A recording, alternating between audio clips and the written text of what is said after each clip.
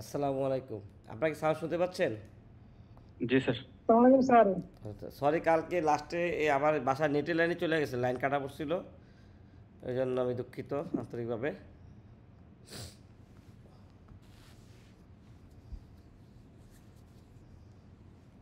আপনাদের কারো কোশ্চেন আছে না শুরু করে দেবো ক্লাস? শুরু করে দিই না, যেহেতু কালকে শুরু করতে পারেন। কিছু টাইম নষ্ট হয়েছে। জি স্যার, ক্লাস শুরু করে দেন স্যার। আচ্ছা দেখেন, কালকে জি আমরা যে স্যার। যে জায়গায় আলোচনা শেষ করছিলাম ওইখানে বের করেন, অ্যাসারটা বের করেন।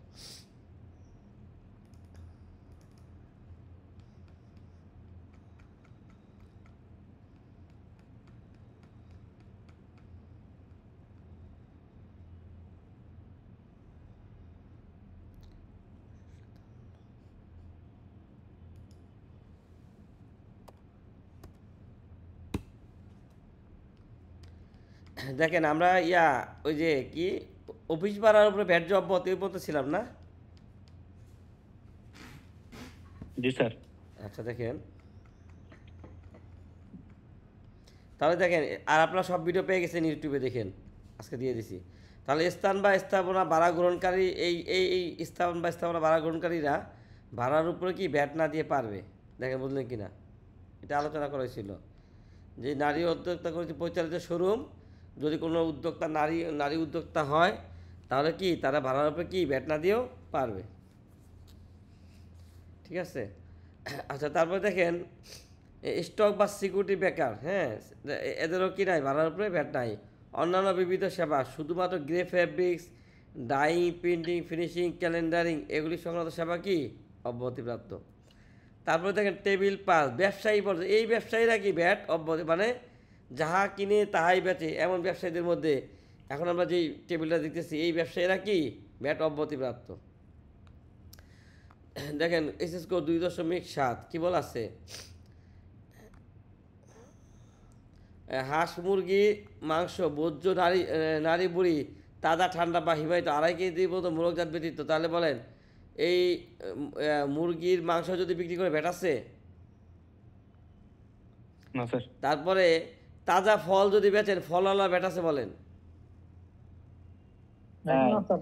না। তাহলে এখন তো বলে নাই যে দেশে উৎপাদিত না আমদানিকৃত, বলা নাই কিন্তু। তাহলে দেশে উৎপাদিত ফল অব্যাহতিপ্রাপ্ত, আমদানির সময় কি অব্যাহতিপ্রাপ্ত, আমদানির সময় না, আমদানি ফল বেচার সময় অব্যাহতিপ্রাপ্ত। কিন্তু ইনপুট স্টেজে অনেক সময় ফলের কি ব্যাট দেওয়া লাগে, এসডিও দেওয়া লাগে। সকল প্রকার চাউল, আমরা একটু আগে উৎপাদন পর্যায়ে চাউল অব্যাহতি পাইছিলাম না, মনে আছে সবার? জি স্যার। তাহলে ব্যবসায়ী স্টেজে চালু অব্যাহতি আছে কিনা বলেন? একবার প্রশ্ন করতেছিল, তখন তাকে আটকে রাখছিলাম, সে ভাই কি আছে কিনা কে জানে। তাহলে বলেন চাল উৎপাদন পর্যায়ে অব্যাহতি, ব্যবসায়ী পর্যায়ে অব্যাহতি কিনা? প্যাকেজাত হইলেও অব্যাহতি, প্যাকেজাত না হইলেও কি অব্যাহতি। অব্যাহতি। চিনি, চিনি অব্যাহতি কিনা বলেন? মুড়ি অব্যাহতি কিনা? এইভাবে সরকার ব্যবসায়ী পর্যায়ে এগুলি কি অব্যাহতি দিয়ে দিচ্ছে। তা জিপসাম সার হিসাবে যদি ব্যবহার করেন তাহলেও কি অব্যাহতি। এইভাবে ব্যবসায়ী পর্যায়ে কি সরকার এগুলি দেখেন অব্যাহতি দিয়ে দিচ্ছে। দেখছেন, সকল প্রকার সার, সারও কি অব্যাহতিপ্রাপ্ত। পাটজাত পণ্য কি অব্যাহতিপ্রাপ্ত। এইভাবে সরকার এগুলি কি অব্যাহতি দিয়ে দিচ্ছে।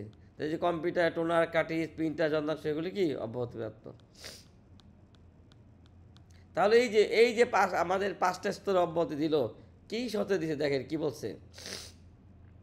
13 জুন 2020 খ্রিস্টাব্দ তারিখে জারিকৃত প্রজ্ঞাপন এসআরও নং 128 আইন 2020 69 কাস্টমস এর মাধ্যমে রেয়াতি সুবিধা ভোগকারী প্রতিষ্ঠান সমূহ কর্তৃক উক্ত প্রজ্ঞাপনের শর্ত প্রতিপালন সাপেক্ষে, তাহলে বলে শর্ত মানতে হবে কিনা,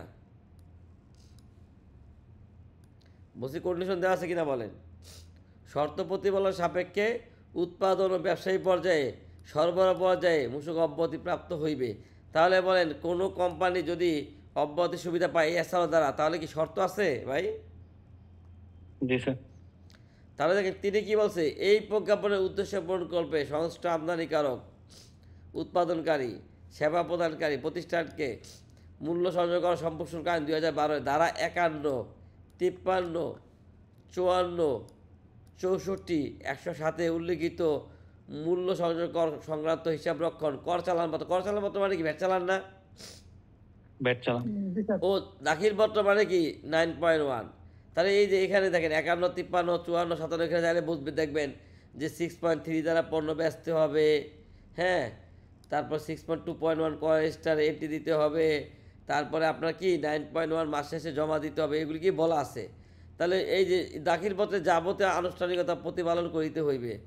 অব্যাহতিপ্রাপ্ত পণ্য বা সেবা সরবরাহের ক্ষেত্রে আইনের ধারা 51, 53, 54, 64, 107 উল্লিখিত বিধান প্রতিপালন করিবার ব্যর্থতা বা অনিয়মের ক্ষেত্রে মূল্য সংযোগ কর ও সম্পদ শুল্ক আইন 2012 এর ধারা 85 জরিমানার দ্বারা অনুযায়ী জরিমানা আরোপ করা যাইবে। তাহলে বলেন এই এসআরও সুবিধা না মানলে জরিমানা হবে কিনা? জরিমানা হবে। জি। এখন আমরা তো মনে করি আজকে থেকে ক্যাম্পেইন শুরু করছি, 100 দিনের ক্যাম্পেইন। হ্যাঁ, আজকে অনেক কোম্পানিতে আমাদের লোকজন গেছে, যাওয়ার পর ওনারা প্রায় বেশিরভাগ কোম্পানি বলতে মানে যে আমদানি করো, আমাদের এক অ্যাডভাইজার আছে তাকে দিয়ে দিই, সে খাতা মতো রাখে না না রাখে কি করে আমরা জানি না। তাহলে এরকম যদি কেউ হয় বাণিজ্যিক আমদানিকারক, হ্যাঁ, অ্যাডভোকেট সাহেব খাতা রাখে বা অ্যাডভাইজার সাহেব খাতা রাখে, কেউ আবার গায়ে নিয়ে না, পাইবেন জাস্ট মজা করতেছি, তাহলে উনি বলছে না রেজিস্টার টিস্টার উনি রাখে কিনা জানি না, তাহলে এটিগুলি মাইনে যেতেছে না, বলেন যাচ্ছে কিনা? মারি যাচ্ছে স্যার। হ্যাঁ, আমাদের এই যে ফিজিক্যাল ক্লাসে এক ভাই আছে, কালকে ক্লাস করতে আসবে, ওনারও বলতেছে 3 বছর যাবৎ ওনার কোম্পানি নাকি 120টা বিল অফ এন্ট্রি দিয়ে প্রোডাক্ট ইনপুট করছে, কিন্তু উনি আজকের মধ্যে একটা এটিও কি মানে সমন্বয় করে নাই। তাহলে বলে এই টাকা উনি আর ব্যাক পাবে? সব শূন্য রিটার্ন দিয়ে দিতেছে। তাহলে না, এগুলো আর ব্যাক পাবেন না। হ্যাঁ, আপনারা এইভাবে তাহলে খেয়াল রাখেন, ঠিক আছে, কোথাও কি ভুল ত্রুটি হইতেছে কিনা। তাহলে এছাড়া তো অব্যাহতি সবাই বুঝতে পারছেন? জি স্যার। তাহলে জি, স্যার। জি, তাহলে দেখেন শুধু এই একটা এছাড়া ধরো একটা তো দেখাইলাম, আমি এমনি ইন্ডেক্সটা দেখাই দিই, এই বইয়ের ইন্ডেক্স দেখেন।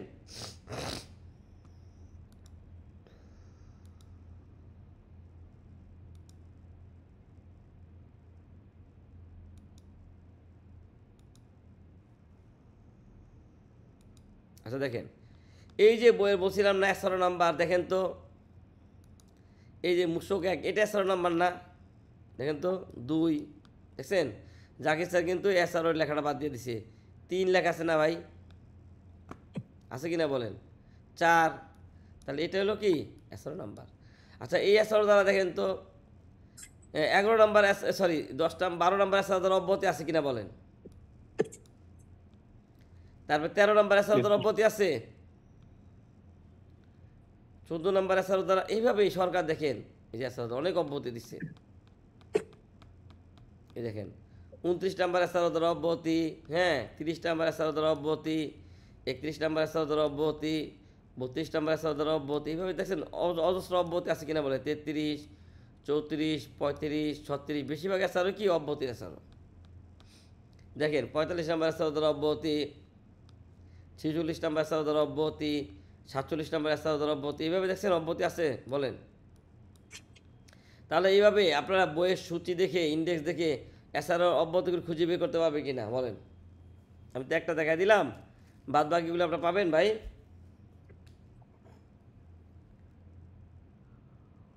জি পাবো। ইনশাল্লাহ। তাহলে পাইলে এইভাবে যে লাস্টে পড়ে আপনারা মার্ক করতে পারবেন না, সাইন পেন দিয়ে বা হাইলাইটার দিয়ে মার্ক করে নিলেন বইয়ে, ঠিক না? তাহলে কাজ করতে সুবিধা হবে, কি বলেন? এইভাবে তাহলে কোনো কিছু প্রথম কোথায় খুঁজবেন? আইনে খুঁজবেন, ঠিক না ভাই, যে ব্যাট আছে কিনা। তারপর খুঁজবেন কোথায়? বিধিমালায়। বিদিতে। হ্যাঁ, তারপরে দেখবেন এসআরও দ্বারা কি অব্যাহতি আছে কিনা, রেফারেন্স লাগবে, বুঝছেন? এই যে মোবাইল উৎপাদনে অব্যাহতি, এইভাবেই সরকার দেখেন অনেক অব্যাহতি দিচ্ছে, দেখছেন? কতিপয় কাঁচামাল আমদানিতে অব্যাহতি, এইভাবে সরকার অনেক অব্যাহতি দিচ্ছে। তাহলে রেফারেন্স লাগবে। কেউ যদি বলে না এটা অব্যাহতি, রেফারেন্স দিতে পারে না, তাহলে কি তার কথা একটু মানে গুরুত্ব কম দিবেন, কারণ রেফারেন্স তো দেখাইতে পারে নাই, অথবা আপনি খুঁজে বাই করার ট্রাই করবেন। তাহলে বলেন এইভাবে এছাড়া অব্যাহতিগুলো বের করতে পারবেন? কি পারবো স্যার? আচ্ছা দেখেন, তারপরে বলছে অন্যান্য প্রজ্ঞাপন তো মানে এসআর, অন্যান্য এসআরও। তাহলে দেখেন তো এই যে এই এসআরও দ্বারা 44 নম্বর এসআরও দ্বারা অব্যাহতি আছে না, শুল্ক এসআরও কিন্তু শুল্ক। তারপরে দেখেন সাধারণ আদেশ জিও না ভাই, দেখেন তাহলে এই যে জিও দ্বারা অব্যাহতি আছে কিনা বলেন।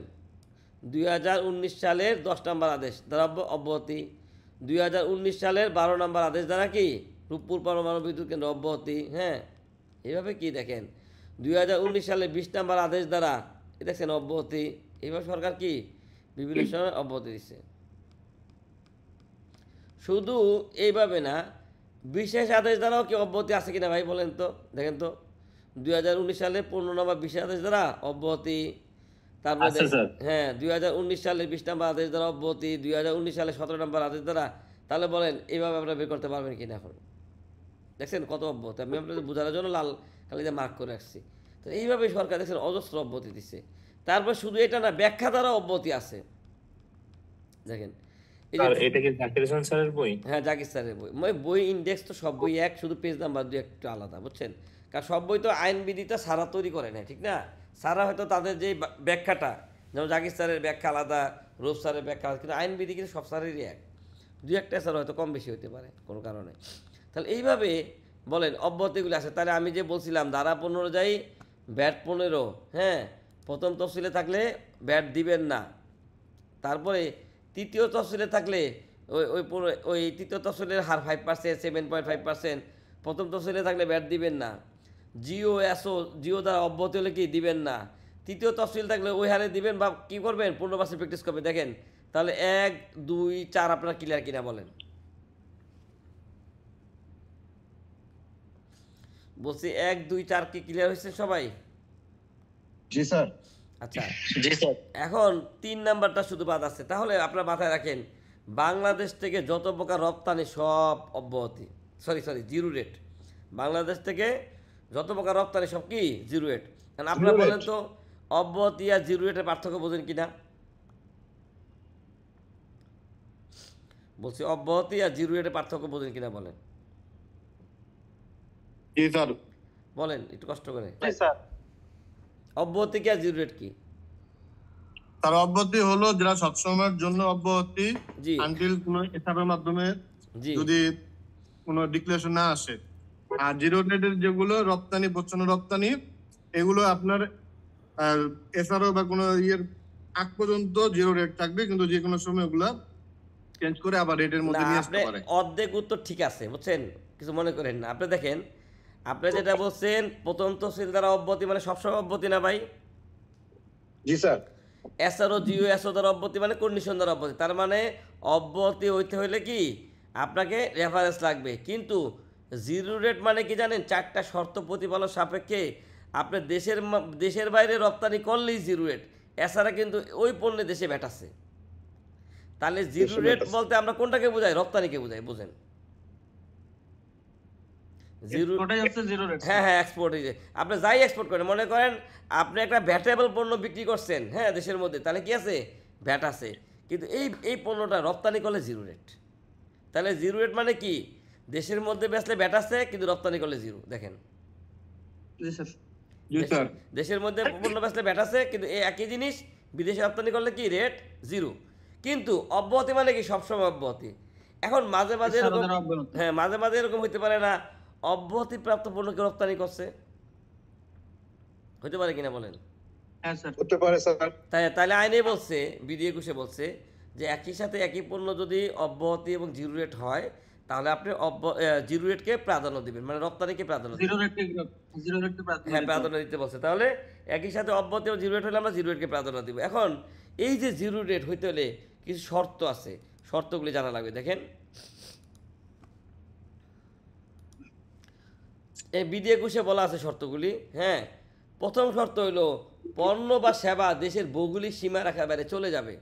মানে আপনি যে পণ্য বা সেবাটা রপ্তানি করবেন, সেটা কি দেশের মধ্যে থাকতে পারবে না, দেশের বাইরে চলে যাবে। স্ক্রিন কি দেখা যাচ্ছে ভাই? কল্পনা করেন স্যার তাহলে ডিমড এক্সপোর্ট সেগুলো হবে না। একটু কষ্ট করে 2 মিনিট ধৈর্য ধরবেন ভাই, আপনি উত্তর বুঝাই দিতেছি। 2টা মিনিট, হ্যাঁ, মানে আমার আলোচনার মধ্যে উত্তরটা আছে। তাহলে দেখেন, এবিসি গার্মেন্টস একটা রপ্তানিকারক প্রতিষ্ঠান, সে বিদেশে, বাংলাদেশের বাইরে, আমেরিকা বা চীন বা জাপানের XY ফ্যাশনকে পণ্য রপ্তানি করে। তাহলে বলেন পণ্য বা সেবা দেশের বাইরে চলে গেছে কিনা? স্যার। জি স্যার। হ্যাঁ। তাহলে এখন এই এবিসি যখন আবার অন্যান্য কোম্পানি থেকে সার্ভিস কেনে, তাহলে এই কোম্পানি এবিসির মাধ্যমে রপ্তানি করে না? ভাই যেটা বললো, তাহলে এবিসির মাধ্যমে যদি কেউ কার্টুন, এই যে কার্টুন কিনলেন, কার্টুনে প্রোডাক্টটা ভরে বিদেশে পাঠালেন, তাহলে এবিসি যদি সরাসরি রপ্তানিকারক হয়, তাহলে এই কার্টুন কোম্পানির প্রচুর রপ্তানিকারক না? জি স্যার। জি স্যার, গিফট এক্সপোর্টার। হ্যাঁ, তাহলে আপনি মাথায় রাখেন যে কথাটা হলো পণ্য বা সেবার চূড়ান্ত গন্তব্যস্থল দেশের বাইরে। দেখেন, চূড়ান্ত গন্তব্যস্থল সেটা আপনি নিজে ডাইরেক্ট পাঠান না, কিন্তু আপনি যাকে পাঠাইছেন তার মাধ্যম হয়ে গেছে। বুঝেন? সবাই ক্লিয়ার ভাই? জি স্যার। বলছি পণ্য বা সেবার চূড়ান্ত গন্তব্যস্থল কি দেশের বাইরে। আপনি মনে করেন এক গার্মেন্টসকে অ্যাক্সেসরি দিচ্ছেন, সেই গার্মেন্টস আবার এক বাইং হাউসকে দিচ্ছে, বাইং হাউস রপ্তানি করছে, গেছে তো ভাই পুরো চূড়ান্ত গন্তব্যস্থল দেশের বাইরে কিনা বলেন? তাহলে এটা হলো প্রথম শর্ত। দুইটা ব্যতিক্রম আছে। একটা হইলো দেখেন, আপনি যদি ইপিজেডে সাপ্লাই দেন, সরকার বলছে না ইপিজেড রপ্তানি প্রক্রিয়াজাত এলাকা, বলছে কিনা বলেন? আপনি শোনেন না যে ইপিজেডে সাপ্লাই দিলে রপ্তানি হবে? জি স্যার। তাহলে ইপিজেডে যদি কোনো পণ্য সাপ্লাই দেন এবং সে দেশের বাইরে যদি নাও পাঠায়, তাহলেও বলছে সরকার এই প্রথম শর্ত মানছেন বলে গণ্য হবে। দেখেন বললেন কিনা। যদি কোনো ইপিজেডের প্রতিষ্ঠানে আপনি পণ্য সরবরাহ করেন, ঠিক আছে, এবং অন্যান্য শর্ত মেনে, তাহলে কি দেশের বাইরে না গেলেও সরকার কি বলছে এটা রপ্তানি বলে গণ্য হবে। ধরতে পারছেন? জি জি। তাহলে 2। 3 নাম্বার, আচ্ছা আপনি যদি মেট্রো রেলে কাজ করেন, বিদেশি কোম্পানির সাথে কন্ট্রাক্টে টিকে রূপপুর পরমাণু বিদ্যুৎ কেন্দ্রে কাজ করেন, হ্যাঁ, রূপপুর পরমাণু বিদ্যুৎ মানে ইন্টারন্যাশনাল টেন্ডার যেগুলি, যমুনা সেতু, পদ্মা সেতু, তাহলে ভাই বিদেশ থেকে টাকা আনা আর দেশের ডলার দেশে রেখা দেওয়া একই রকম না? একই এক্সপোর্টের মতো। হ্যাঁ, এক্সপোর্টের মতো। সরকার বলছে ইন্টারন্যাশনাল টেন্ডারে যদি আপনি কাজ করে বৈদেশিক মুদ্রা দেশেরটা দেশে রেখে দেন, তাহলে এটাও রপ্তানির সমতুল্য। তাহলে 3টা শর্ত বুঝছেন কিনা বলেন? জি তাহলে এই 3টা শর্তের কোনোটাই যদি হয়, তাহলে পণ্য বা দেশের বাইরে চলে গেছে বলে আমার গণ্য হবে। তাহলে প্রথম শর্ত ক্লিয়ার? জি স্যার। আচ্ছা, 2 নাম্বার, টাকাটা বৈধ ব্যাংকিং চ্যানেলে আসতে হবে। তার মানে আপনি কি এলসিতে আনেন, ব্যাংকিং চ্যানেল টিটিতে আনেন, বিকাশে আনেন, নগদে আনেন, সরকার স্বীকৃত এমন কোনো বৈধ চ্যানেল কি হতে হবে? বৈদেশিক মুদ্রাটা আসতে হবে। এখন হুন্ডিতে আসলে কিন্তু হবে না, ঠিক আছে, বা হাতে হাতে করে নিয়ে আসলে হবে না। তাহলে বাংলাদেশ ব্যাংক অ্যাপ্রুভ দেয় এমন কোনো চ্যানেলে কি টাকাটা আসতে হবে। 3 নম্বর, এটা বৈদেশিক মুদ্রা হইতে হবে। এখন বাংলাদেশ ব্যাংক যেই সব দেশের মুদ্রাকে বৈদেশিক মুদ্রা বলছে, এখন যদি বাংলাদেশ ব্যাংক কালকা থেকে বলে ইন্ডিয়ান রুপি, হ্যাঁ, তারপরে কি চাইনিজ ইয়ান, তারপরে রাশিয়ার রুবেল, সব বৈদেশিক মুদ্রা, তাহলে কি ওটা হবে? কি বলেন? মানে বাংলাদেশ ব্যাংক যেসব মুদ্রাকে কি বৈদেশিক মুদ্রা হিসেবে স্বীকৃতি দিচ্ছে, হ্যাঁ, ওই সব মুদ্রায় কি টাকাটা আসতে হবে। এখন 4 নাম্বার, এই যে টাকা যে আসছে প্রসিড রিলেশন সার্টিফিকেট পিআরসি থাকতে হবে। এই 4টা শর্ত মানলে যে কোনো ক্রয় এবং বিক্রয় রপ্তানি। দেখেন বুঝলেন কিনা? স্যার পিআরসিটা একটু একটু বোঝায় দিতে। পিআরসি যে এলসির টাকাটা যে 2-3 মাস পরে বা 6 মাস পরে আপনার অ্যাকাউন্টে ঢুকছে, ব্যাংকে যায় বললে ব্যাংক একটা দেয়, রিপোর্ট দেয় যে হ্যাঁ এই এলসি এই টাকা এত ডলার ওনার অ্যাকাউন্টে কি হয়েছে, ট্রানজ্যাকশন হয়েছে, মানে টাকা আসছে যে এটার প্রমাণ, এটা ব্যাংক দিবে। ব্যাট অফিস থেকে বলে অনেক সময় যে ভাই আপনি এক কাজ করেন, জানুয়ারি মাসে পিআরসিগুলো একটু দেখায়, মানে টাকা যে আনছেন এটা প্রমাণপত্র। ধরতে পারছেন ভাই? জি স্যার। তাহলে দেখেন এই এবিসি কোম্পানি দেশের বাইরে পণ্য পাঠায় দিল, তাহলে প্রথম শর্ত মানলো।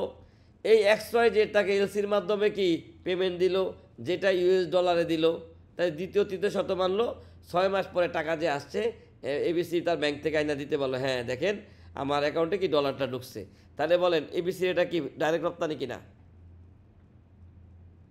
ডাইরেক্ট রপ্তানি। আচ্ছা, চারটা শর্তই পূরণ করছে। হ্যাঁ, এই এবিসি আবার কি করছে, কার্টুন ফ্যাক্টরি থেকে কার্টুন কিনছে, প্যাকিং ফ্যাক্টরি থেকে প্যাকিং ম্যাটেরিয়াল কিনছে, ডাইং ফ্যাক্টরি থেকে ডাইং করাইছে, অ্যাক্সেসরিজ কোম্পানি থেকে কি অ্যাক্সেসরিজ কিনছে। কেনার পরে এই 4 জনের পণ্য এবিসি তার পণ্যতে ব্যবহার করে দেশে বাইরে পাঠাইছে না? তাহলে আমরা যদি বলি এবিসি রপ্তানিকারক হলে এরা 4 জন প্রচ্ছন্ন রপ্তানিকারক। জি। আচ্ছা, এই XYZ এলসি পে এবিসির পেমেন্ট যখন দিছে, এবিসিও আবার ব্যাক টু ব্যাক এলসিতে 4 জনের পেমেন্টটা দিয়ে দিছে না? তারপরে XYZ যখন ডলারে পেমেন্ট করছে, এবিসি আবার ব্যাক টু ব্যাক এলসিতে ডলারের মাধ্যমে তাদের পেমেন্ট দিছে না? এবিসি যখন টাকা পাইছে প্রমাণ আছে, তাহলে এরাও তো টাকা পাইছে প্রমাণ দিতে পারবে, কারণ এবিসির মাধ্যমেই তো টাকা পাইছে। তাহলে বলেন এবিসি সরাসরি রপ্তানিকারক আর এই চারজন এবিসির মাধ্যমে প্রচ্ছন্ন রপ্তানিকারক, তাহলে এদেরও সেলস জিরো না? জি এদের সেলস যদি জিরো হয় তাহলে এবিসির পারচেস জিরো কিনা বলেন? তাহলে এবিসির পারচেসও জিরো, সেলসও জিরো। তাহলে এইভাবে এই কার্টুন ফ্যাক্টরি আবার কাগজ কিনে যতক্ষণ পর্যন্ত আপনি এলসি দিতে পারবেন সবাই জিরো কিনা বলেন? সবাই জিরো স্যার। এই পর্যন্ত বোঝেন না এমন কি আছেন? বুঝতে পারছি। আচ্ছা, এখন মাঝে মাঝে এরকম হয় এবিসি যদি কনভার্ট করে দেয় ডলারকে টাকা, তাহলে তো নিশ্চয়ই এটা আবার না, হবে না, না? বৈধ ব্যাংকিং ক্ষেত্রে না। আমি বলি বাংলাদেশে তো আপনাকে ডলার দেয় না, ঠিক না? আপনার অ্যাকাউন্টে সেটাই আসে বলছি। ডলার, কিন্তু বাংলাদেশ ব্যাংক আপনাকে কি করবে, টাকা কনভার্ট করে টাকাটা দিবে, কিন্তু ট্রানজ্যাকশনটা ডলারে হইতে হবে। এলসির মধ্যে তো ডলারই লেখা থাকে, ঠিক না? এভাবে বোঝেন, পিয়াতে ডলার লেখা থাকে। আচ্ছা দেখেন, এই অ্যাক্সেসরিজ কোম্পানি মনে করেন পুরান ঢাকা অবস্থিত, সেই লোকটা আপনি এলসি দেন নাই, নগদ টাকা নিয়ে অ্যাক্সেসরিজ কিনে নিয়ে আসছেন, তাহলে বলেন এটা কি রপ্তানি হইলো? স্যার এটা তো রপ্তানি হওয়ার কথা না, ওই কথা না। শর্ত এখন পূরণ এখন করেনি হ্যাঁ, স্যার। এখন এবিসি যদি উৎসে কর্তনকারী হয় আর এই লোক যদি উৎপাদনকারী হয় তাহলে ব্যাট 15% না? 15% স্যার। আবার এই ব্যক্তি যদি যাহা কিনে তাহাই বেচে কিন্তু উৎপাদনকারী না, তাহলে 7.5% না? জি স্যার। আবার এবিসি যদি উৎসে কর্তনকারী না হয়, প্রোপাইটারশিপ ব্যবসা হয়, তাহলে ব্যাট 5% না? এখন অবস্থা বুঝে ব্যবস্থা, 15 7.55, তাহলে বুঝছেন তো? তাহলে পণ্য কিন্তু দেশের বাইরে ঠিকই চলে গেছে, কিন্তু বৈদেশিক মুদ্রায় লেনদেন হয় নাই, হয়তো চেকে হয়েছে, এই জন্য এটা কি হবে, ব্যাটেবল হবে। দেখেন ধরতে পারছেন কিনা? জি স্যার। আবার এই কোম্পানি মনে করেন এই কাগজ কিনছেন, যখন একজন এলসি নিছে আরেকজন নেয় নাই, তাহলে এটাও কি ব্যাটেবল হবে না? তাহলে এইভাবে রপ্তানিকারক যদি নগদ টাকা দিয়ে কোনো কেনাকাটা করে তাহলে কি করতে হবে, তাকে কেনার ব্যাটটা দিতে হবে। দেখেন ধরতে পারছেন কিনা? স্যার প্রচ্ছন্ন রপ্তানিকারক যাদের কাছ থেকে আবার প্রোডাক্ট কালেক্ট করবো তারাও প্রচ্ছন্ন রপ্তানির আয়তায় পড়ে যাবে? শোনেন, প্রচ্ছন্ন রপ্তানিকারক যাদের থেকে কিনছে, এটা যদি প্রচ্ছন্ন রপ্তানির শর্তগুলি মানেন, এলসির মাধ্যমে দিচ্ছেন, হ্যাঁ বৈধ ব্যাংকিং চ্যানেলে দিচ্ছেন, হ্যাঁ পিআরসি আছে, তাহলে তারাও রপ্তানিকারক। এইভাবে আপনি যে কাগজের যে গাছ লাগাইছে যে কৃষকটা দিতে পারেন, তাহলেও কি রপ্তানি? যতক্ষণ পর্যন্ত এই চেনটা কাজ করবে। এই পর্যন্ত সবাই ক্লিয়ার? জি স্যার। আচ্ছা দেখেন, না কালকে লাস্টে ফিনিশ, আর একটা স্লাইড দেখাই। এখন দেখেন আমাদের দেশে মাঝে মাঝে হয়। আচ্ছা, এখন এই যে এখানে ক্লাস করলো, মনে করুন এই রপ্তানিকারক কি আমাদের সাথে ক্লাস করলো, করার পরে কালকে দেশে অ্যাক্সেসরিজের এই ব্যক্তিকে যদি এলসির মাধ্যমে ইউএসডিতে পেমেন্ট দেয়, এই কাগজের বিক্রেতাকে এলসির মাধ্যমে ইউএসডি পেমেন্ট দেয়, তাহলে এটাও কি ব্যাট জিরো হয়ে যাবে না? জিরো হবে স্যার। তাহলে সবাই ধরতে পারছেন তো? তাহলে রপ্তানিকারক যতক্ষণ পর্যন্ত বৈধ ব্যাংকিং চ্যানেলে ডলারের মাধ্যমে পেমেন্ট দিবে সবগুলি কি জিরো রেট। ঠিক আছে। আচ্ছা, এটা একটা স্যার দেখেন, একটা কোশ্চেন ছিল। আর একটু আলোচনা বাদ আছে, একটু করে নেই তারপরে করে। আচ্ছা ঠিক আছে। দেখেন, এখন মাঝে মাঝে এরকম হয়, XYZ এর বাইং হাউস থাকে না বাংলাদেশে, থাকে কিনা বলেন? এই জি স্যার, XYZ এর একটা জি স্যার। বাইং হাউস আছে, লিয়াজ অফিস আছে। এখন এই লিয়াজ অফিসকে বলছে এবিসি, ভাই যার ওখানে শব্দটি মিটে থাকেন না, যে এই এবিসির যে কিউসিটা আপনাকে দেখে দেন। এই এক্সএ বাইং হাউসকে কি বলছে, XYZ এসকে বাইং হাউসকে এবিসির কিউসিটা দেখে দেন। এই কিউসি দেখার জন্য XYZ কিন্তু তাকে এলসির মাধ্যমে ডলার পেমেন্ট দেয়। এখন বলেন এটা কি হবে? দাঁড়ান আগে বোঝেন, এখন XYZ কি সার্ভিস রপ্তানি করছে? Service sir, service. হ্যাঁ, রপ্তানি কি করছে বলেন? না না, আপনি বোঝেন না। এই যে ভাই, ডাইং সার্ভিস একটা সার্ভিস না? ডাইং সার্ভিস তো এই এবিসির মাধ্যমে দেশে বাইরে চলে গেল জামার সাথে, কাপড়ের সাথে, তাহলে আমরা বলতে পারি না কিউসি সার্ভিসটা চলে গেছে? জি। তাহলে কিন্তু একটা প্রবলেম দেখেন, এবিসি সবাইকে পেমেন্ট দিছে না? এই যে কার্টুনকে পেমেন্ট দিছে, প্যাকিংকে দিছে, ডাইংকে দিছে, কিন্তু এখানে একটা মজা জিনিস দেখেন, XY যখন কাজ করছে এলসি কি এবিসি দিছে না XYZ দিছে? XYZ এখন যেহেতু ক্রেতা বিক্রেতা মিলল না, এই জন্য এটা লিয়াজ অফিস, এসকে বাইং হাউসের লিয়াজ, এর XYZ এর লিয়াজ অফিস এর সার্ভিস দিছে, কিন্তু পেমেন্ট দিচ্ছে কে XYZ, এই জন্য এই পেমেন্টের উপর ভ্যাট হবে।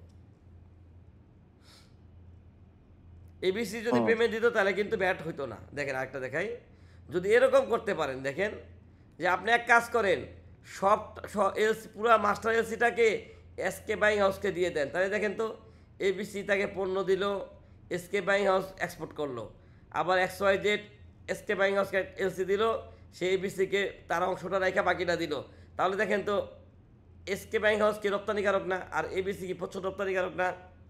প্রচ্ছন্ন রপ্তানিকারক। হ্যাঁ, এইভাবে করলে ব্যাট হবে 0, ঠিক আছে।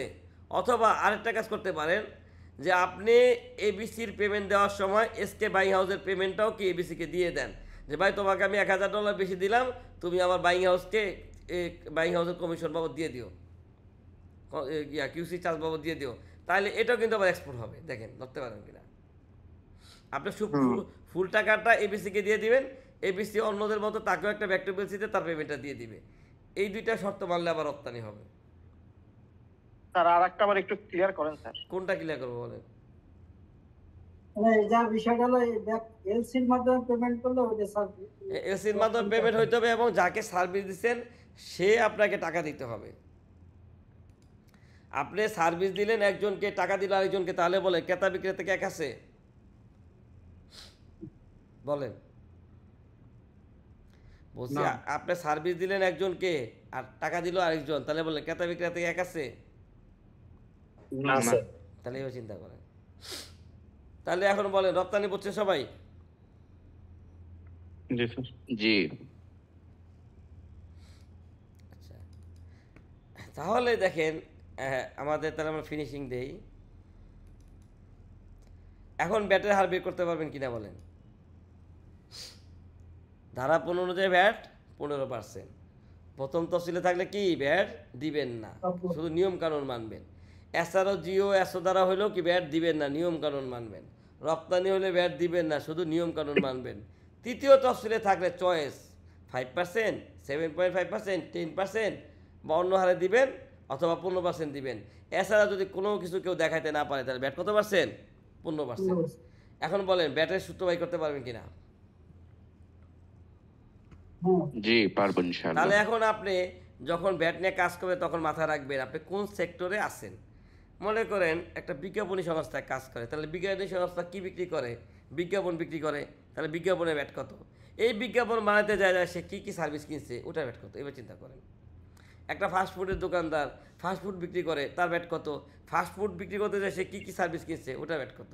একটা হাসপাতাল চিকিৎসা সেবা দেয়, চিকিৎসা সেবার ব্যাট অব্যাহতি, কিন্তু দিতে যাচ্ছে ওই ক্লিনিক ভাড়া দিছে, ক্লিনিকে অ্যারোসল দিছে, টিস্যু পেপার দিছে, এগুলি ব্যাট কত? লন্ড্রি সার্ভিস দিচ্ছে, এবার চিন্তা করেন।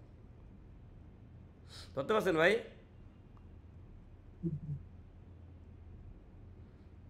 কথা বলেন না, তাকাইতে পারবো না, কালকে চ্যাপ্টার ক্লোজ করলাম। জি স্যার। জি জি।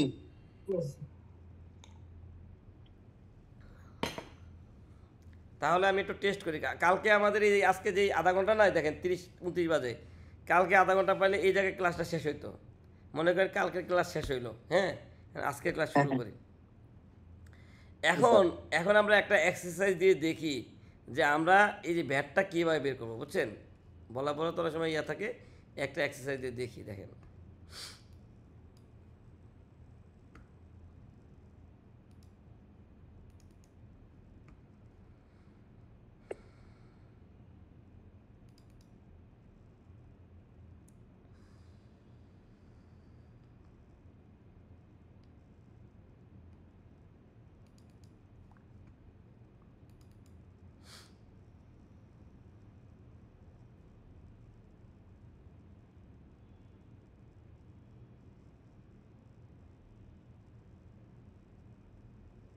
আচ্ছা, স্ক্রিন কি দেখা যাচ্ছে ভাই?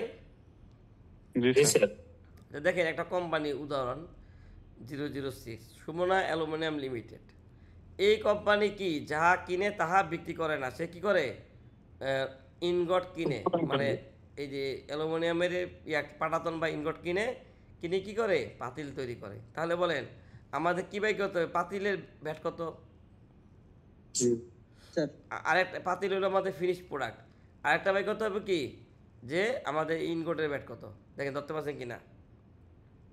জি ঠিক কিন্তু আপনি যদি র মেটেরিয়ালের ভ্যাটটা হ্যাঁ র মেটেরিয়াল ভ্যাট কত, প্যাকিং মেটেরিয়াল ভ্যাট কত, ঠিক তেমনি আপনি যদি যাহা কিনেন তাহাই বেচেন, তাহলে যেই জিনিস কিনেন ওইটার ভ্যাট কত দেখবেন না? জি জি স্যার। টিভি বিষয়ে যা আসে হ্যাঁ, তাহলে দেখেন এই কোম্পানি কি করছে যে এই পাতিল বিক্রি করে, তাহলে পাতিলের এসএস কোডটা আমি দিয়ে দিছি, দেখেন পাতিলের পাতিলের এসএস কোড হয়েছে এর নিচে ৭৬.১৫, মনে রাখবেন।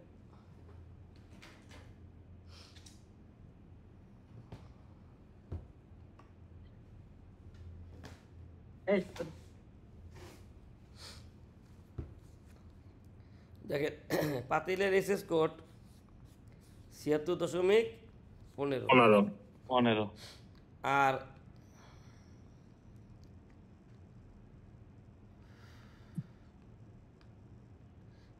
উল্টা বলছি, হ্যাঁ না ঠিক আছে, পাতিলের এসএস কোড আর ফিনিশ প্রোডাক্টের এসএস কোড কত, র মেটেরিয়াল এসএস কোড ২৮.১৮।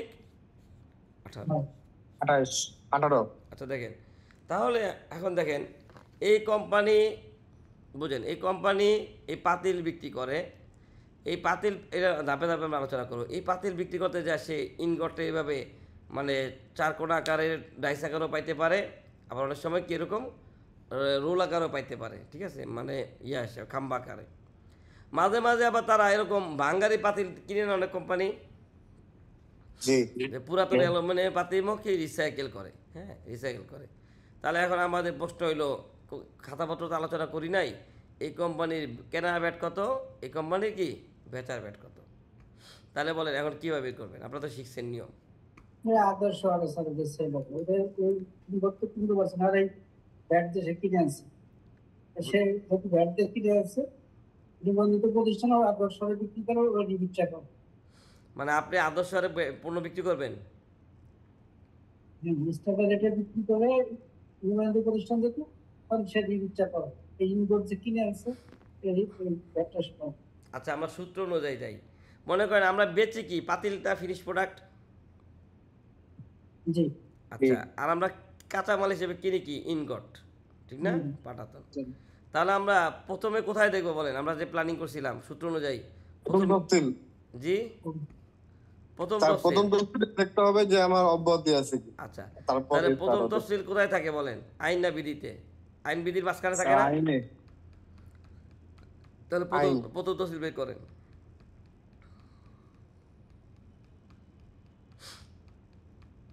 আচ্ছা আপনার কি ক্লাস বুঝতেছেন আজকে? জি হ্যাঁ স্যার ইনশাআল্লাহ। কি কারণে জানি মেজাজ খারাপ সন্ধ্যা থেকে, এখন ক্লাস আবার খারাপ হইতেছে কিনা? কেন স্যার? একজনে টাকা দিব ফোন ধরেন এখন। কমন জিনিস। হ্যাঁ এটা স্বাভাবিক প্রক্রিয়া না স্যার। না, কালকে তো আবার আরেকজনকে কথা দিয়ে রাখছি, এখন তো ক্লাসে পরে ওনাকে আবার টাইম দিতে হবে, একদিন সময় নিতে হবে, বুঝলেন না, কমিটমেন্ট নষ্ট হলে খারাপ না।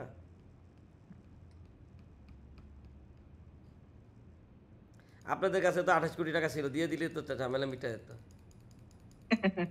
ও স্যার সবই দিব। 28 কোটি।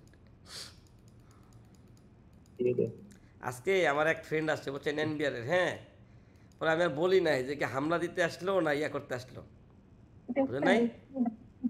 হ্যাঁ স্যার। না না, এখন কথা হলো যে আসছে তো, হ্যাঁ যাক শোনেন, আমাদেরও তো ব্যাটের অভ্যাস আছে, আমাদের তো নিবন্ধন 3টা, বুঝেন নাই? এখন আমার সুপার একদিন আসছে, যে আমি বলছি স্যার এখন কি হামলা দিতে আসছে না, আরে না ব্যাটের বই নিতে আসছি, বুঝেন নাই?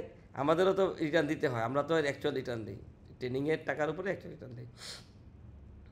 আপনাদের 100 টাকা নিশ্চিত ট্রেনিং না, আপনাদের কাউন্ট করবো না, কারণ আমি তো সার্টিফিকেট হচ্ছে চলে যাবে, এই জন্য 15 টাকার জন্য চালান কাটি নাই, টোটালের উপরে হয়তো একটা চালান কেটে দিব, ঠিক আছে? আচ্ছা দেখেন 76, কিন্তু 2000 টাকার বেসে যে যারা আছেন তারা জানে, তারা 6.3 পাইছে, 76.15 দেখেন। আর আপনাদের কী করবো, যে 100 জন ভর্তি হয়েছেন 100 টাকা করে দিচ্ছেন, টোটালের উপরে কয় টাকা ব্যাট আছে একটা চালান কেটে দেবো, কারণ এতগুলি কাগজ লেখার অত সময়, আর আপনাদের নিতে আসতেছেন না কাগজ। আচ্ছা দেখেন তো 28-18 আছে কিনা, এখানে আছে দেখেন তো, প্রথম তফসিল নাই। আছে স্যার জি, প্রথম তফসিলে নাই, ঠিক আছে। তারপরে দেখেন তো এখানে 53 পরে যেহেতু এসএস করি নাই, তাহলে 76 কি আর পাবো? না স্যার। তাহলে আমাদের র মেটেরিয়াল এবং ফিনিশ প্রোডাক্ট কোনোটাই কি প্রথম তহসিল দ্বারা অব্যাহতি নাই। তাহলে আমরা অব্যাহতি নাই। হ্যাঁ তৃতীয় তহসিল দেখি এবার, যেহেতু এটা কাছাকাছি বইয়ের।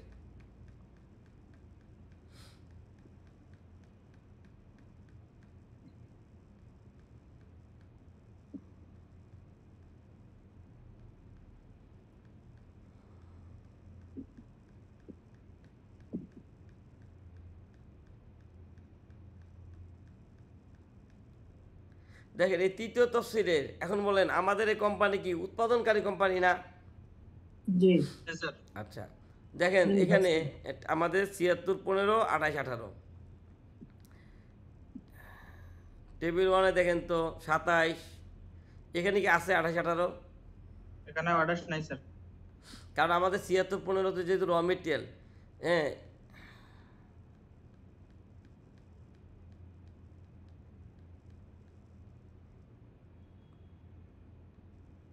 ৭৬, ৭৬, ১৬ ১৬, ১৫-র তো নাই না, ১৬ আগে ছিল। আগে টেবিল 1-এ ছিল, পরের বছর এটা চেঞ্জ করে টেবিল 2-তে নিয়ে গেছে 2 বছর আগে। দেখেন এখানে দেখেন তো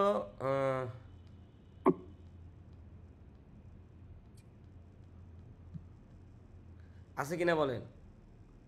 স্যার ৭৬, ১৫ তাহলে আপনি এই যে আপনার ম্যানেজমেন্টকে কি বলবেন যে আমি বেতার সময় 7.5% ব্যাটও দিতে পারি, ওই যে বাইজেটা বললো ধারা পূর্ণ অনুযায়ী পূর্ণ বছরে দিতে পারি, চয়েস দুইটা কিনা বলেন। জি স্যার। সবাই ক্লিয়ার ভাই যারা আছেন? আমাদের জন্য চয়েস কয়টা? দুইটা। দুইটা। আমরা বেতার সময় 7.5ও দিতে পারি, আবার কি করতে পারি স্ট্যান্ডার্ডও দিতে পারি। এখন আমাদের যদি ইনপুট স্টেজে কোনো কারণে ব্যাট অব্যাহতি থাকে তাহলে বলেন আমাদের জন্য কোনটা করা বুদ্ধিমানের কাজ হবে, 15% না 7.5%? ঠিক না? আর যদি আবার কেনার সময় দিয়ে থাকি তাহলে আবার কস্টিং করতে হবে। তাহলে বলেন সেলসের ব্যাটের রেফারেন্স পাইছেন, এটা কি আর খোঁজার দরকার আছে? আর খুঁজে শুনেন, একটা রেফারেন্স যদি এক জায়গায় থাকে আপনি কিন্তু অন্য জায়গায় খুঁজে পাবেন না, বুঝতে পারছেন? আচ্ছা তারপরে যে এসআরওটা আমরা আলোচনা করলাম, হ্যাঁ এটা হলো ফিনিশ প্রোডাক্টের ব্যাট। আমরা বলছি না এই যে বিভিন্ন জায়গায় অব্যাহতি পাওয়া যায়, তাহলে আমরা তো বেচার সময় 7.5 পাই গেলাম বলেন, তাহলে এই এসআরওর আপনি কোন কোন জায়গায় চেক করবেন বলেন? আমরা আমদানির সময় অব্যাহতি পাইতে পারি না, আমরা তো আমদানি করে ইউজ করতে পারি প্রোডাকশনে বলেন। জি জি স্যার। আচ্ছা আমরা আমদানি উৎপাদনও চেক করতে পারি না, জি আর বাকিগুলি কি আমাদের চেক করার দরকার আছে? উৎপাদন পর্যায়ে আরেকটা আছে। ভাই উৎপাদন পর্যায়ে তো ফিনিশ প্রোডাক্ট, আপনি তো অলরেডি ফিনিশ প্রোডাক্ট তো দেখলাম 7.5 7.5 দিছে, আপনি দেখতে পারেন কিন্তু খুঁজে পাবেন না, এটা তো আইকিউ কি বলেন? কারণ আপনি যেহেতু তৃতীয় তফসিলে পেয়ে গেছেন, আর বেকার খাইতে তো লাভ নাই, কি বলেন ভাই? ঠিক না? আচ্ছা আপনি উৎপাদন পর্যায়ে বোঝাচ্ছে সেলস না? না না এটা হলো ফিনিশ প্রোডাক্ট, মানে আপনি হ্যাঁ সেলস বলতে তো আবার ব্যবসায়ী। এখন যদি এরকম হয় আপনি উৎপাদনকারী, আপনি কি শোরুমের মাধ্যমে বিক্রি করে দেন তাহলে আপনার জন্য অব্যাহতি। জি যদি ডিলারের পর্যায়ে না যায় তাহলে এইভাবে চিন্তা করেন। আচ্ছা তাহলে দেখেন যে এই টেবিল 1 আমদানি পর্যায়ে দেখেন তো অ্যালুমিনিয়াম অক্সাইড আছে কিনা? ২৮ আছে। জি তাহলে এখন আপনি ম্যানেজমেন্টকে কি বলবে, স্যার আমরা ইনপুট করলে ব্যাট 0, হ্যাঁ কিছু নিয়মকানুন মানতে হবে, আর বেচার সময় ফিনিশ প্রোডাক্ট 7.5%, তাহলে আপনি কোনটা প্র্যাকটিস করার সিদ্ধান্ত নেবেন? কেনার সময় ব্যাটটা রেয়াত দিবেন 15% দিবেন, না কেনার সময় তো ব্যাটই নাই রেয়াত তার কি দিবেন, শুধু এটি সমন্বয় করবেন 7.5% দিবেন? দেখেন সেই ক্ষেত্রে 7.5% প্র্যাকটিস করা ভালো। তার মানে আপনি যেহেতু 5% এটি সমন্বয় করে 2.5% ট্রেজারি দিলে হয়ে যায় না ভাই? আপনার তো 5% এটি আছে না ইনপুট স্টেজে, হ্যাঁ, 5% আছে। 2.5% তাহলে 7.5% না দিলে আর কতটুকু গ্যাপ থাকে? 2.5% ট্রেজারি দিয়ে দিলে ভাই সবাই ক্লিয়ার? হুম। বুঝেন না এমন কি আছেন? আচ্ছা এখন টেস্ট করি একটু। মনে করেন এটা তো গেল উৎপাদনকারী, এখন এই যে অ্যালুমিনিয়ামের একটু আবার বলবেন স্যার, প্লিজ আবার একটু বলুন। কোনটা বলবো বলেন? এই যে উৎপাদন পর্যায়ে আর হচ্ছে আমদানি পর্যায়ে। মনে করেন আমদানি করলে অ্যালুমিনিয়াম ইনগট, হ্যাঁ অ্যালুমিনিয়ামের ইনগট অব্যাহতিপ্রাপ্ত, কিন্তু আপনি ফিনিশ প্রোডাক্ট যখন বিক্রি করবেন তৃতীয় তহসিলদার আপনি 7.5% দিতে পারেন, টেবিল 2-তে বলা আছে। আর ধারা 15 অনুযায়ী 15% সেলস ভ্যাট দিতে পারেন। যেহেতু আমরা চিন্তা করলাম আমদানির সময় আমাদের ভ্যাট অব্যাহতি, তাহলে আমার জন্য 7.5 প্র্যাকটিস করে কি বুদ্ধিমানের কাজ। দেখেন, বুদ্ধিমানের কাজ। কারণ আমি তো রেয়াত পাইতেছি না, আমার তো রেয়াত নাই। 5% এটি সমন্বয় করলাম, আর 2.5% কি করলাম, ট্রেজারি দিয়ে দিলাম। যেহেতু না আমি এত টাকা ভ্যাট দেবো কেন? না এটাই তো, কি বলেন ধরতে পারছে সবাই? আচ্ছা, এখন মনে করেন কোনো কারণে ইনগট আপনার কি শর্ট পড়ে গেল, বুঝেন ইনগট কি হলো, অনেক সময় হয় না কাঁচামাল শর্ট পড়ে না। হ্যাঁ, আমাদের এখানে ইমরান ভাই আছে, মনে করেন ইমরান ভাই ইনগটের আমদানিকারক, তাহলে ইমরান ভাইও কি ইনগট আমদানির সময় ব্যাট দিবে? আর যেহেতু ইয়েতে পাই ইমরান ভাইয়ের অব্যাহতি, হ্যাঁ, তো ইমরান ভাই ব্যথার সময় কোথাও অব্যাহতি পায় নাই, তাহলে বলেন উনি যদি এখন আপনার কাছে ব্যাট পূর্ণ ব্যাচে কাঁচামাল ওনার ব্যাট করতে পারছেন? 15%।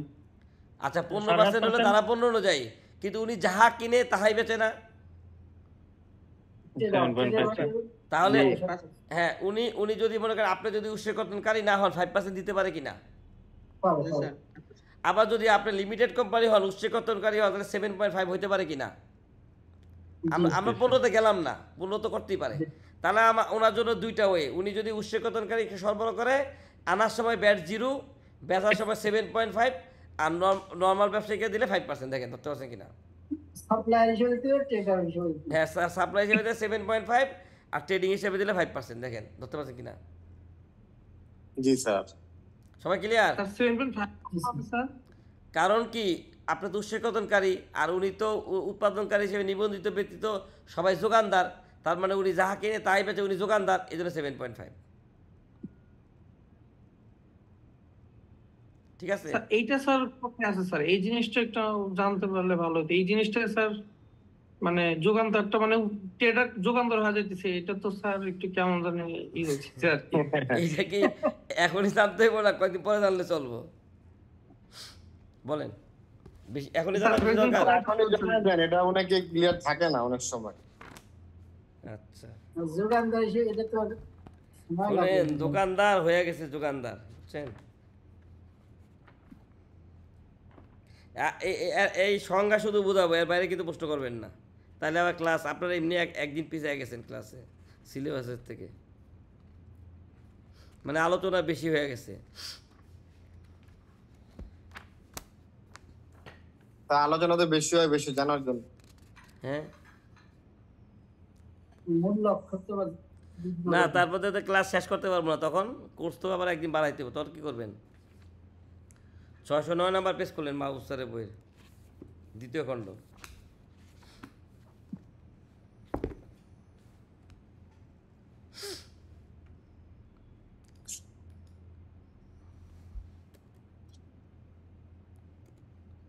শুনেন ভাই, আমার তো কালকেও ক্লাস আছে, বুঝেন না? আপনাদের মধ্যে যদি কেউ ফিজিক্যাল থাকে সে জানে, বুঝেন নাই? আমি তো ক্লাসটা ছাড় দিতেছি না, আর এগুলি ভিডিও আবার অনলাইনে দিয়ে দিতেছি, আপনার ক্লাস করেন, আমি তো নিষেধ করি নাই। আর আপনি আমার 28 কোটি টাকা দিয়ে দেন, তারই তার দাবি নাই। তার অ্যাকাউন্ট নাম্বারটা পাঠিয়ে দেন। ঠিক আছে, ক্লাসের পরে আপনি হোয়াটসঅ্যাপে নক দিয়ে দিব মনে, আপনার ভাগেরটা আপনি দিয়ে দিন।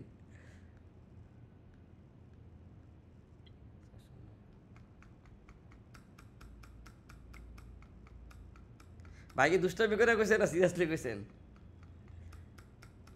স্যার আপনি তো দুষ্টামি করতেছেন, আমি দুষ্টামি করতেছি। আচ্ছা যাক, সমস্যা নাই। যাক, নিয়ত তো টাকা ব্যাপার নিয়ত serious। শোনেন, নিয়ত করছেন এই জন্য আমিন, ঠিক আছে? নিয়ত তো করছেন, কি বলেন ভাই? নিয়তই করেন না অনেকে। শোনেন, আমি আজকে সন্ধ্যার সময় বসে চিন্তা করতেছি, একটা জিনিস লেখা পড়ছি, আমার মতো লোক যে 8 বছর আগেও 45,000 টাকা বেতন পাইতো না, হ্যাঁ মাসে আর কি, যে কোম্পানিতে ছিলাম তখন দিত না আর কি, এই জন্য চাকরি ছেড়ে দিয়েছিলাম, 45,000 টাকা নিজে বেতন পেতাম, সেই লোক এখন পার ডে 50,000 টাকা ইনকাম করে। তাহলে কি নিয়তের উপর তো সব। কি বলেন? না, এটা অহংকার না, এটা মানে একটা আত্মবিশ্বাস নিয়ে বলতেছি। শুকুর আলহামদুলিল্লাহ আল্লাহর ইয়াতে। পরিশ্রমের ফল স্যার। ঠিক আছে, এখন এটা চিন্তা করতেছি পার ডে 1 লাখ টাকা কিভাবে নেওয়া যায়। আচ্ছা দেখেন, এটা হলো উৎসকতা নেই স্যার, আমি এত কিছু আলোচনা করব না, যেহেতু একবার আবদার করছে, ওই যোগানদারের সংখ্যাটা শুধু বোঝাবো। দেখেন এই যেখানে বলছে যোগানদারকে, হ্যাঁ দেখেন যোগানদারের সংখ্যা দেওয়া আছে। দেখেন উৎসকর্তনকারী কর্তৃক যোগানদার সেবার বিপরীতে উৎসকর্তন অনুসরণীয়। যোগানদারকে, যোগানদার অর্থ এই উৎসকর্তনকারী 7 জন না, তারপরে পড়ি এই 7 জনকে এখান থেকে এই যে ব্যক্তি টার্নওভারযুক্ত প্রতিষ্ঠান এই পর্যন্ত উৎসকর্তনকারী 7 জনকে বুঝাইছে। তারপরে দেখেন যোগানদার অর্থ কোটেশন বা দরপত্র বা কার্যাদেশ বা অন্য বিধভাবে কোনো মন্ত্রণালয়, বিভাগ, দপ্তর, আধা সরকারি স্বায়ত্তশাসিত সংস্থা, রাষ্ট্রীয় মালিকানাধীন কোনো প্রতিষ্ঠান, স্থানীয় কর্তৃপক্ষ, পরিষদ, অনুরূপ কোনো সংস্থা, তারা সরকারের শত অংশগ্রহণ ক্রীড়া বলেন। 1 এনজিও বিষয়ক ব্যুরো বা সমাজসেবা অধিদপ্তর কর্তৃক অনুমোদিত প্রতিষ্ঠান। 2 ব্যাংক, বিমা, আর্থিক প্রতিষ্ঠান। 3 মাধ্যমিক বা তদনুপাত শিক্ষা প্রতিষ্ঠান। 4 লিমিটেড কোম্পানি, বেশিরভাগ আপনারা এই কারণে উৎসকর্তনকারী। 5 10 কোটি টাকার উপরে অধিক বার্ষিক টার্নওভারযুক্ত প্রতিষ্ঠান, এরা কি উৎসকর্তনকারী? দেখেন ধরতে পারছেন কিনা? জি স্যার। এদের নিকট, এই যে এই উপরে যে লিস্ট, এই ব্যক্তিদের নিকট, এই যে বলছে এদের নিকট পণের বিনিময়ে অব্যাহতিপ্রাপ্ত সরবরাহ ব্যতীত, তাহলে বলেন যে জিনিস প্রথম তফসিল দ্বারা অব্যাহতি, ওইটা কি যোগানদার হবে সাপ্লাই দিলে? না না, তাহলে বলছে অব্যাহতিপ্রাপ্ত সরবরাহ ব্যতীত অন্য কোনো পণ্য বা সেবা উভয়ই সরবরাহ করেন এমন কোনো ব্যক্তি, প্রতিষ্ঠান, সংস্থা। এইটা গুরুত্বপূর্ণ লাইন। সুতরাং শব্দটা কি? উৎপাদক। কি উৎপাদক হিসেবে নিবন্ধিত ব্যতীত, তাহলে যার বিনের মধ্যে লেখা আছে ম্যানুফ্যাকচারার, সে বাদে না ভাই? একটা হলো জি, প্রথম স্যার। তফসিলের পণ্য বাদে, আর একটা হলো কি উৎপাদনকারী বাদে। যার বিনের মধ্যে লেখা আছে ম্যানুফ্যাকচারার, সে বাদে। ব্যতীত অন্য সকল ব্যক্তি যাহারা উৎসকর্তনকারী সংস্থার নিকট কোটেশন বা দরপত্র বা কার্যাদেশ বা অন্যভাবে পণ্য বা সেবা সরবরাহ করে, তাহারা যোগানদার হিসেবে বিবেচিত হইবে। তাহলে যাহা কিনেন তাহাই বেচে, সে পড়ে দেন এটার ভিতরে? বলেন। জি স্যার, জি স্যার। হ্যাঁ, তাহলে উৎপাদনকারী যোগানদার না, আর এটা কি অব্যাহতিপ্রাপ্ত পণ্য বেচতে কি না? যোগানদার না। তারপরে কি বলছে দেখেন। বলতে প্রথম তফসিল নাকি আরো যে এসআরও বা যা যা আছে সব হ্যাঁ, কিছু প্রথম বোঝাচ্ছে? তফসিলকে বোঝাচ্ছে, আমি ব্যাখ্যা দিতেছি। একটা মিনিট ওয়েট করেন। দেখেন কি বলছে, যে সকল সেবার সুনির্দিষ্ট সংজ্ঞা রহিয়াছে সে সকল সেবা যোগানদার হিসেবে গণ্য হবে না। আমাদের দেখবেন মূসকের আগে 43 নাম্বার একটা এসআরওতে 99টা সেবার সংজ্ঞা দেওয়া আছে। এই যে এখানে কিছু সেবা সংজ্ঞা দেওয়া আছে না, দেখেন তো আছে কিনা বলেন? ওই সেবা না?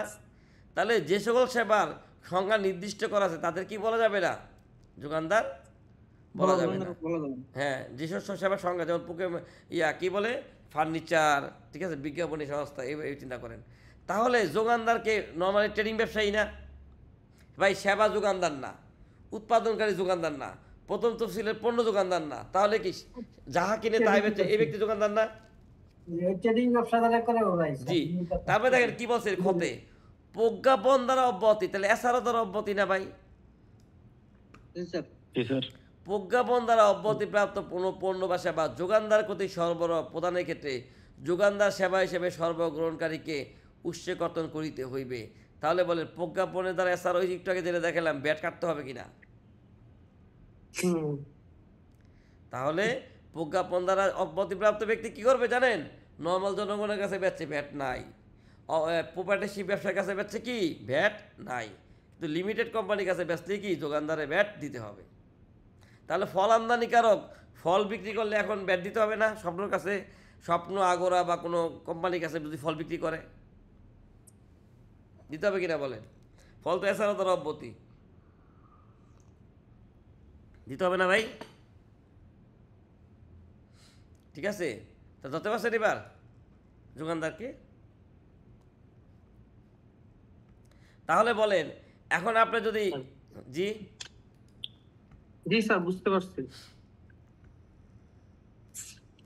আচ্ছা, এখন আপনারা যদি ইনগোট আমদানি করেন, ওই যে আমদানিকারক কিনে, তাহলে ব্যাট কত? 7.5% না? আচ্ছা, এখন আপনি যদি বাঙ্গারি হিসেবে ইনগোট কিনেন তাহলে ব্যাট কত পার্সেন্ট?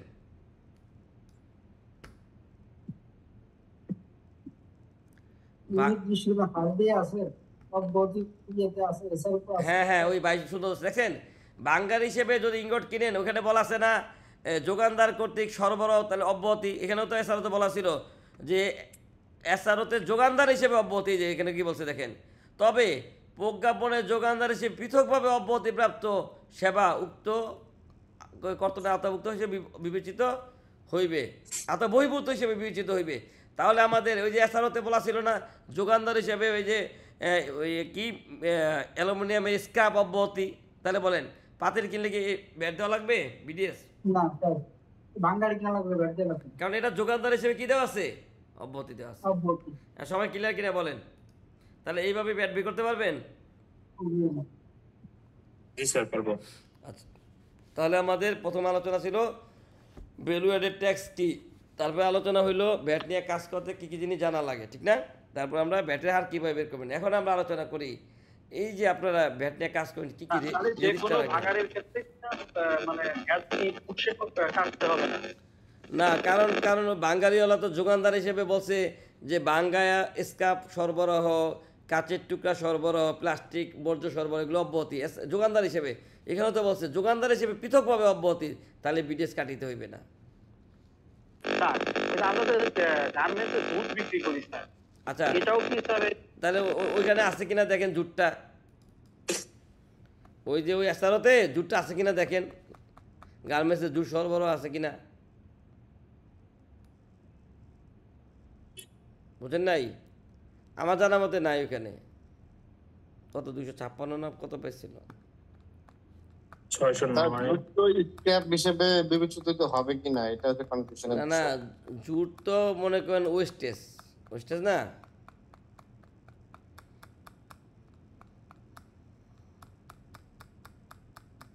আচ্ছা, আমার জানা মতে নাই, তারপর আপনি দেখেন, ঠিক আছে? বছর চেঞ্জ আসে, আমার জানা মতে নাই ওখানে।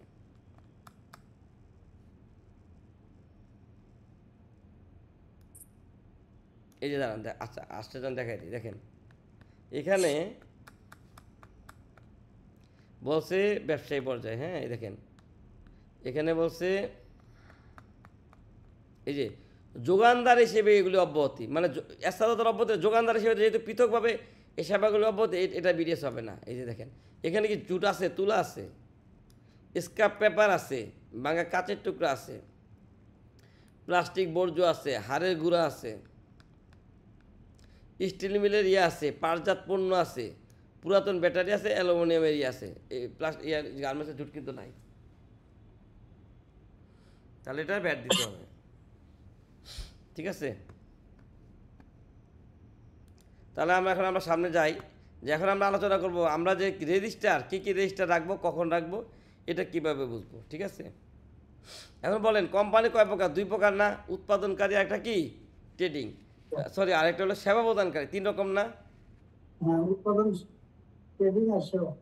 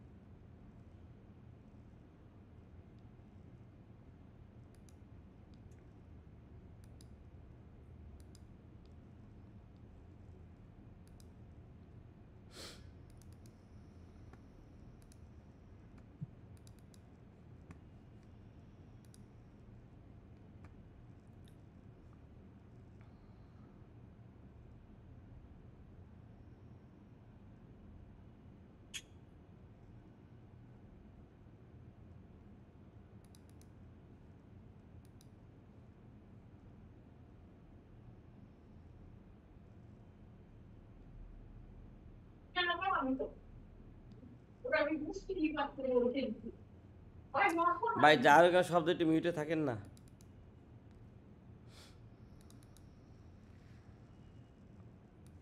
ভাই স্ক্রিন কি দেখা যাচ্ছে? জি স্যার। আচ্ছা দেখেন, আমরা এনবিআর এর যেই ফর্মগুলি এটাকে তালিকা তৈরি করছি, হ্যাঁ দেখেন এটা আবার বেশি বড় হয়ে যায়, এটা আবার ছোট হয়ে যায়।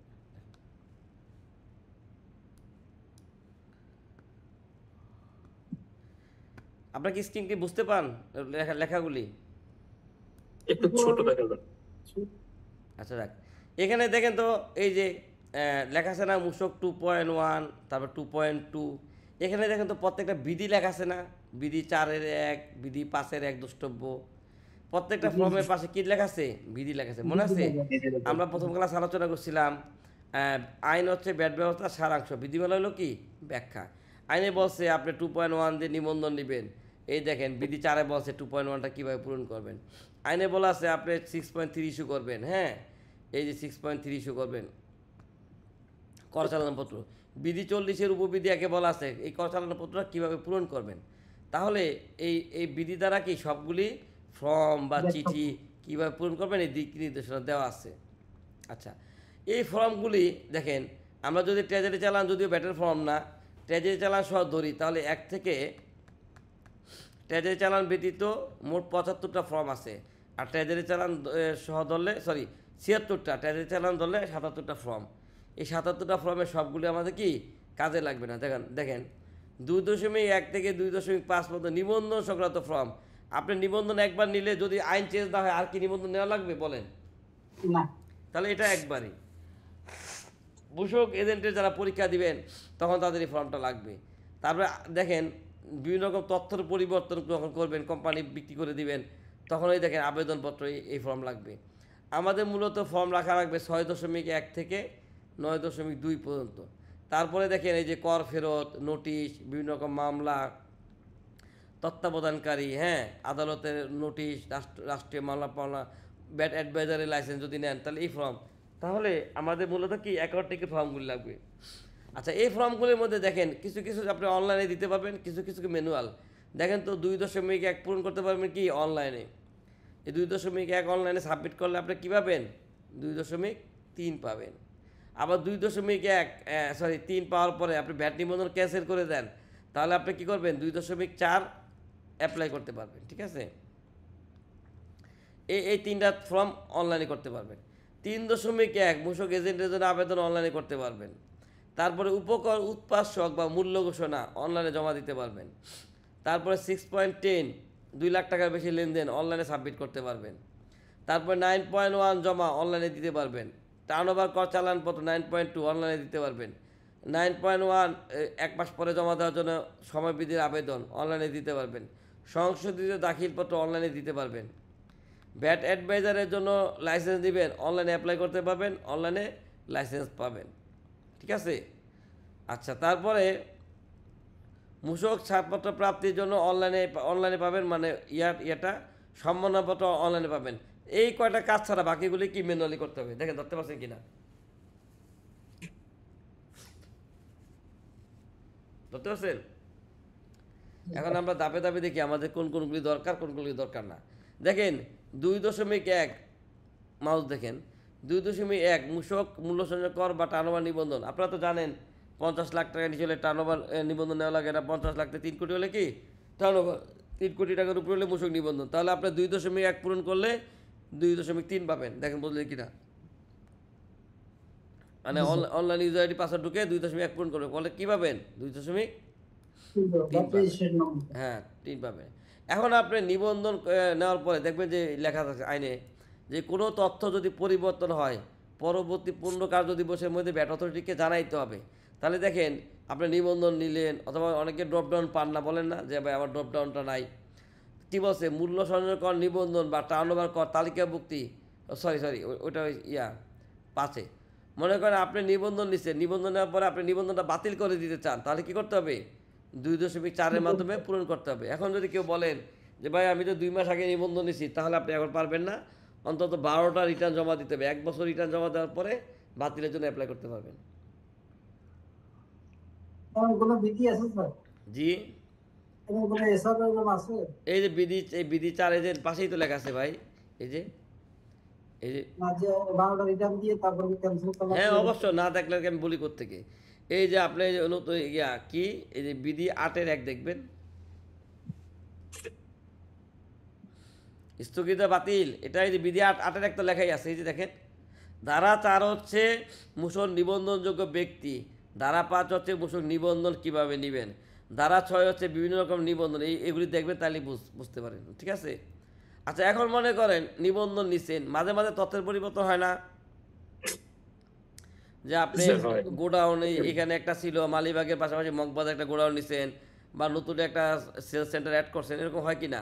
বা সেলস সেন্টার ছাড়া দিচ্ছেন, নতুন একটা ব্যাঙ্ক অ্যাকাউন্ট খুলছেন। এই ধরনের কোনো তথ্যের পরিবর্তন হলে কি করবেন? এই 2.5 দ্বারা অবহিত করবেন। দেখেন ঠিক আছে, 2.5 দ্বারা কি করবেন? ভ্যাট অথরিটিকে অবহিত করবেন।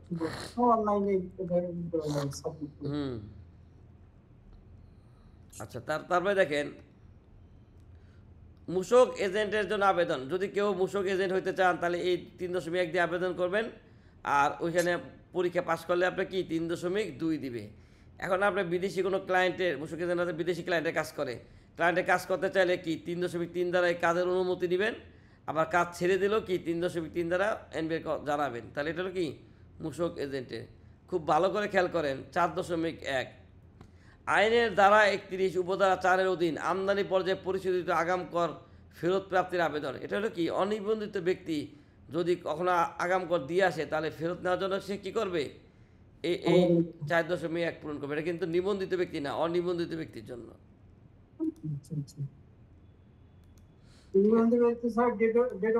না, নিবন্ধিত ব্যক্তি তো রিটার্নই নিয়ে নিবে, অনিবন্ধিত ব্যক্তি তো রিটার্ন নাই। সে কি করবে 4.1-এর মাধ্যমে আবেদন করবে, আর নিবন্ধিত ব্যক্তি তো 9.1-এর মাধ্যমে নিয়ে নিবে 4 মাসের মধ্যে।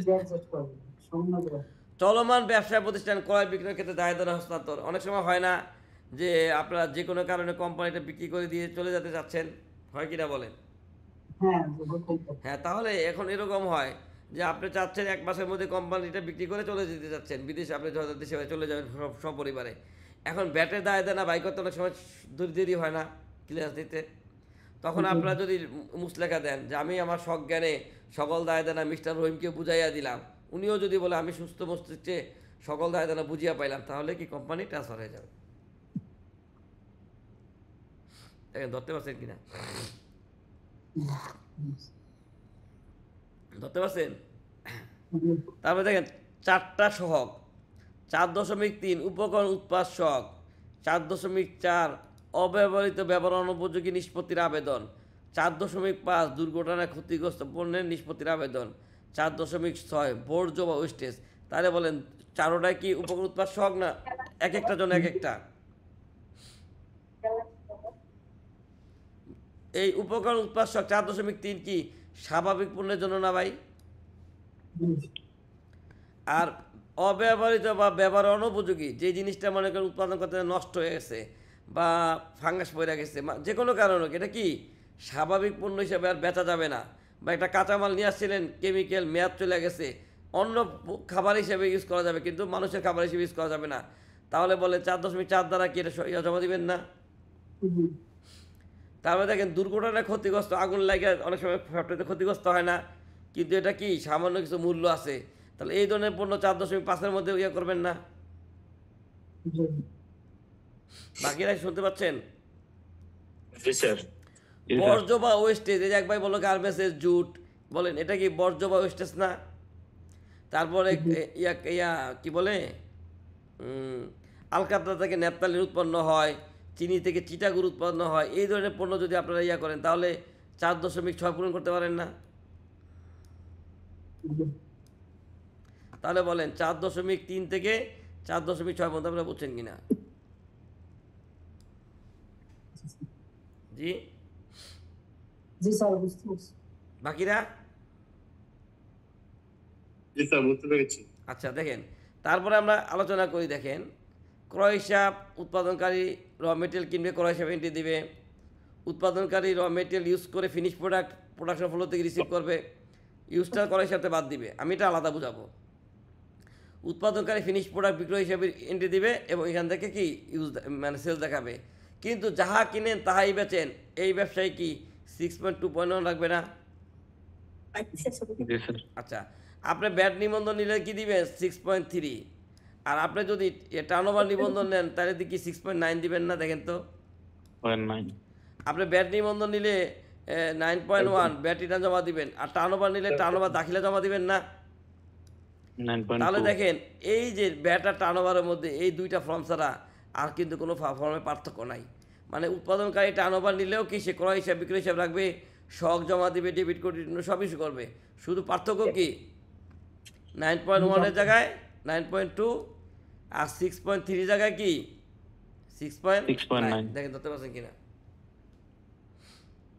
আর সকল কার্যক্রম এক, আর ব্যাটের হারটা আলাদা।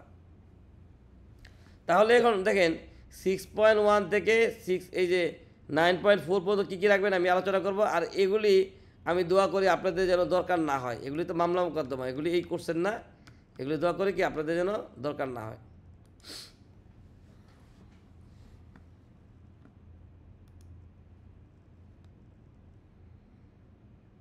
স্যার একটা প্রশ্ন ছিল স্যার। বলেন। স্যার আমরা যদি কোনো প্রোডাক্টের স্যাম্পল দেই তাহলে কি কোনো ফর্মালিটিস আছে, ওই যে বর্জ্য হিসেবে দেখাবো 6.3 অথবা দিবেন, 6.3 দিবেন। স্যাম্পল দিলে স্যার 6.3 দিব? ভাই আপনি মনে হয় স্যার- খেয়াল করেন না, শোনেন আমি বলি, বিডি 20 না ধারা 20 জানি, ধারা 20 মনে হয়, 20-এ বলা আছে 20,000 টাকার পণ্যে আপনি ফ্রি স্যাম্পল দিতে পারবেন। তাহলে আপনি 20,000 টাকা পর্যন্ত স্যাম্পল ব্যাচালান দিয়ে দেন, অসুবিধা কি? হ্যালো হ্যাঁ স্যার, শুনতেছি। বিষয়টা বিষয়টা একটু আবার বলুন please। বলছি আপনি 20,000 টাকার পণ্যে 1 বছর, স্যার আমি বলছি 20,000 টাকার পণ্য আইন অনুযায়ী ফ্রি। স্যার আমি শুনতে পাইনি স্যার, আমার শুনতে পান না কেন? বাকিরা শুনতে পাচ্ছেন না? জি জি জি, স্যার। শুনতে পাচ্ছি। তাহলে আপনি শুনতে পান না কেন? আমি তো 3বার বললাম যে 20,000 টাকা পণ্য, বিডি 20-এ বলা আছে 20,000 টাকা পণ্য আপনি 1 বছর ব্যাট চালান দিয়ে ফ্রি স্যাম্পলিং দিতে পারবেন, 1 টাকা ব্যাট দেওয়া লাগবে না। এই বিডি 20, এই দেখেন বিডি 20 20,000 টাকা, মনে রাখবেন, এই যে দেখেন বিডি 20 20,000 টাকা, 20,000 টাকার পণ্য আপনি ফ্রি স্যাম্পলিং করতে পারবেন, এটাতে কোনো ব্যাট দেওয়া লাগবে না। এটা কি ব্যাট চালানো স্যাম্পল লেখা রাখতে হবে? হ্যাঁ, আপনি ব্যাটারি করার জায়গায় জিরো লিখবেন যে স্যাম্পল 20,000 টাকা মতো, কিন্তু 20,000 টাকা পার হয়ে গেলে তখন দেওয়া লাগবে 246। স্যার 20,000 টাকা কি একবারেই না? আপনার খুশি ভাই, আপনি এক অর্থ বছরে একবারে দিবেন না ভাঙ্গা ভাঙ্গা দিবেন, এটা আপনার খুশি। আপনাকে সরকার নিয়ম অনুযায়ী 20,000 টাকা স্যাম্পল দেওয়ার অনুমতি দিয়ে দিচ্ছে। তারা রিপোর্টিংটা কিভাবে করবে? আচ্ছা 6.3 Sample। যখন লিখবেন, বুঝেন, 6.3 যখন লিখবেন তখন আপনি কী করবেন, মূল্যের পরে ব্যাটের জায়গায় লিখবেন, ব্যাটের হারের জায়গায় লিখবেন 0, বুঝছেন? মন্তব্য করে সম্পর্ক। হ্যাঁ, মন্তব্য করে, এই তো ভাই বুঝে বলাইছেন স্যাম্পল, ভাই কিডনিওয়ালা লোক, ঠিক আছে? 20,000 যদি পার হয়, ধরা যাক 30,000, তখন কি 10,000 দিবেন? 10,000-এর জন্য 30,000 10,000 জন্য ব্যাট দিয়ে দিবেন, আর 20,000টা আপনি মুকুব পেয়ে যাবেন, কারণ আপনি আইন অনুযায়ী 1 বছর 20,000 দিতে পারেন। আর স্যার টোটাল এক বছরের জন্য 20,000, এক বছর আজকে 10,000 রাখবেন একটা সম্পর্ক। দেন আপনি ইচ্ছা মতো দেন, আপনি তো 20,000 দিতে, টোটাল 20,000 দিলেই হইলো। বছরের জন্য 20,000 লিমিট ক্রস না করে। জি, এই যে লেখেন বিধি 20 কি বলছে, পণ বিন করযোগ্য পণ্য সর্বমূল্য নির্ধারণ, ধারা 32 উপধারা 4-এর অধীন সরবরাহের ক্ষেত্রে কোনো নিবন্ধিত ব্যক্তি কোনো অর্থ বছরে নমুনা হিসাবে, স্যাম্পল মানে কি নমুনা হিসেবে 20,000 টাকার মূল্যের পণ্য প্রদান করিতে পারিবেন। পাইছেন? শুনেন ভাই, আপনাদের তো আমি এমনি এমনি বলি না 28 কোটি টাকা, আপনারা খালি নাম্বারটা মুখস্থ করে রাখেন, হ্যাঁ, যেখানে আটকে যাবেন নিজাম বাইরে ফোন দিবেন। আচ্ছা দেই তো, মাঝে মাঝে মেসেজ করি। না না না, মেসেজ ভাই দেখার সময় নাই, মেসেজ দিবেন, তারপর মেসেজ দেন তো, স্যার, একবার কেউ না সালাম কেউ তো দেন, উত্তর সালামের দেয়। উত্তর দিব, তারপর কথা বলবেন, এত সময় কই? ডাইরেক্ট ফোন দিয়ে জিজ্ঞেস করে নেবেন, এটা কই শেষ, উত্তর শেষ। স্যার সুবিধা হয় যে দেখা যায় আপনি রিড করেন না, আমার এক ভাই প্রশ্ন করছে, হয়তো আমি বিষয় জানি, আমি হয়তো উত্তর দিয়ে দিচ্ছি, হয়তো কেন কি কোনো অ্যানসার তো পাই। আচ্ছা দেখ, ঠিক আছে, হইলে ভালো। 09 এই নাম্বারটা কি আপনার? জি, 4টা, Last এ? হ্যাঁ সবগুলি নাম্বারই আমার কাছে আছে, 3টা সেটে আমি ইউজ করি, 3টাই আমার সাথেই থাকে ক্লাসে। একটা প্রশ্ন ছিল, বলেন কি প্রশ্ন? আমার 4-5টা শাখা আছে, আমি যখন 4-5টা শাখার একটা জায়গায় নিবন্ধন নেব, মানে জাস্ট সেন্ট্রাল নিবন্ধন নেব, তখন কিভাবে নেব? এটা কত নাম্বার ফর্ম? এটা এখন উত্তর দিব না, একটু পরে উত্তর পেয়ে যাবেন, ওয়েট করেন। হ্যাঁ, ঠিক আছে। এটা আলোচনার মধ্যে এখন পেয়ে যাবেন। দেখেন তাহলে এই যে আমরা এটা আলোচনা করি, এই যে ভাই যেটা বলতেছিল, একটা উৎপাদনকারী কোম্পানি, তাহলে এবিসি ফুডস একটা উৎপাদনকারী কোম্পানি, খেয়াল করেন, এই কোম্পানির এটা হলো কি ফ্যাক্টরি বা গোডাউন বা হেড অফিস, বুঝলেন, সেন্ট্রাল গোডাউন, আর তার 4টা সেল সেন্টার আছে, সবাই বলতে বুঝছেন কিনা বলেন? জি স্যার। এই ফ্যাক্টরি থেকে বা হেড অফিস থেকে সে 4টা সেল সেন্টারের মাধ্যমে পণ্য বিক্রি করে। এখন আমরা দেখব তার কী কী রেজিস্টার রাখতে হবে। এখন বলেন, ভ্যাট নিবন্ধন নিছেন সবাইকে, তাহলে কি 2.3 নিতে হবে না? 2.3, জি স্যার। 2.3 ছাড়া কি কেউ ব্যবসা করতে পারবে? না আচ্ছা, তাহলে সবাইকে নিবন্ধন মানে 2.3 নিতে হবে। এখন বলেন, যেই ব্যক্তি 2.3 নিবন্ধন নিছে সে কি রিটার্ন জমা না দিয়ে পারবে কিনা? না স্যার, অবশ্যই তাকে রিটার্ন দিতে হবে। তাহলে যার বিন আছে তার রিটার্ন আছে, তাহলে বাংলাদেশে সব কোম্পানি কি দেয় রিটার্ন জমা? স্যার দেয় কিনা জানি না, কিন্তু আচ্ছা যাক, তাহলে তাহলে আইন অনুযায়ী তারা কি করতেছে, যারা দেয় না তারা ভুল করতেছে, কি বলেন? হ্যাঁ, ধারা 85-তে বলা আছে আগে ছিল 10,000, এখন কত? 5,000 টাকা ফাইন। তাহলে বলেন নিবন্ধন নিচে রিটার্ন 9.1 সবাই জমা দিবে, আপনারা সবাই ক্লিয়ার? নিবন্ধন নিছেন, রিটার্ন জমা দিবেন। দেখেন সবাই ক্লিয়ার কিনা বলেন। জি স্যার। কেউ ক্লিয়ার না হলে বলেন, আগাবো না সামনে। না স্যার অবশ্যই দিন দেওয়া দিন মানে তার রিটার্ন মাস্ট। তার মানে নিবন্ধন নিচে রিটার্ন দিবেন, গেল। এখন বলেন যার বিক্রি আছে 9.1-এ, যার সেলস আছে, সেলস মানে বিক্রি, কোনো টাকা কালেকশন হয়, তাহলে সে 6.3 ইস্যু করবে কিনা বলেন? 100%। তাহলে নিবন্ধন করতে অবশ্যই হ্যাঁ, 6.3 যেসব শিক্ষা প্রতিষ্ঠান নিবন্ধিত তারা 6.3 ইস্যু করে, প্রাইভেট বা ইয়া। তারপরে যেসব ব্যাংক বিমা প্রতিষ্ঠান বিমা করে, ব্যাংক কি 6.3 ইস্যু করে বলেন? মোবাইল কোম্পানি কি 6.3 ইস্যু করে?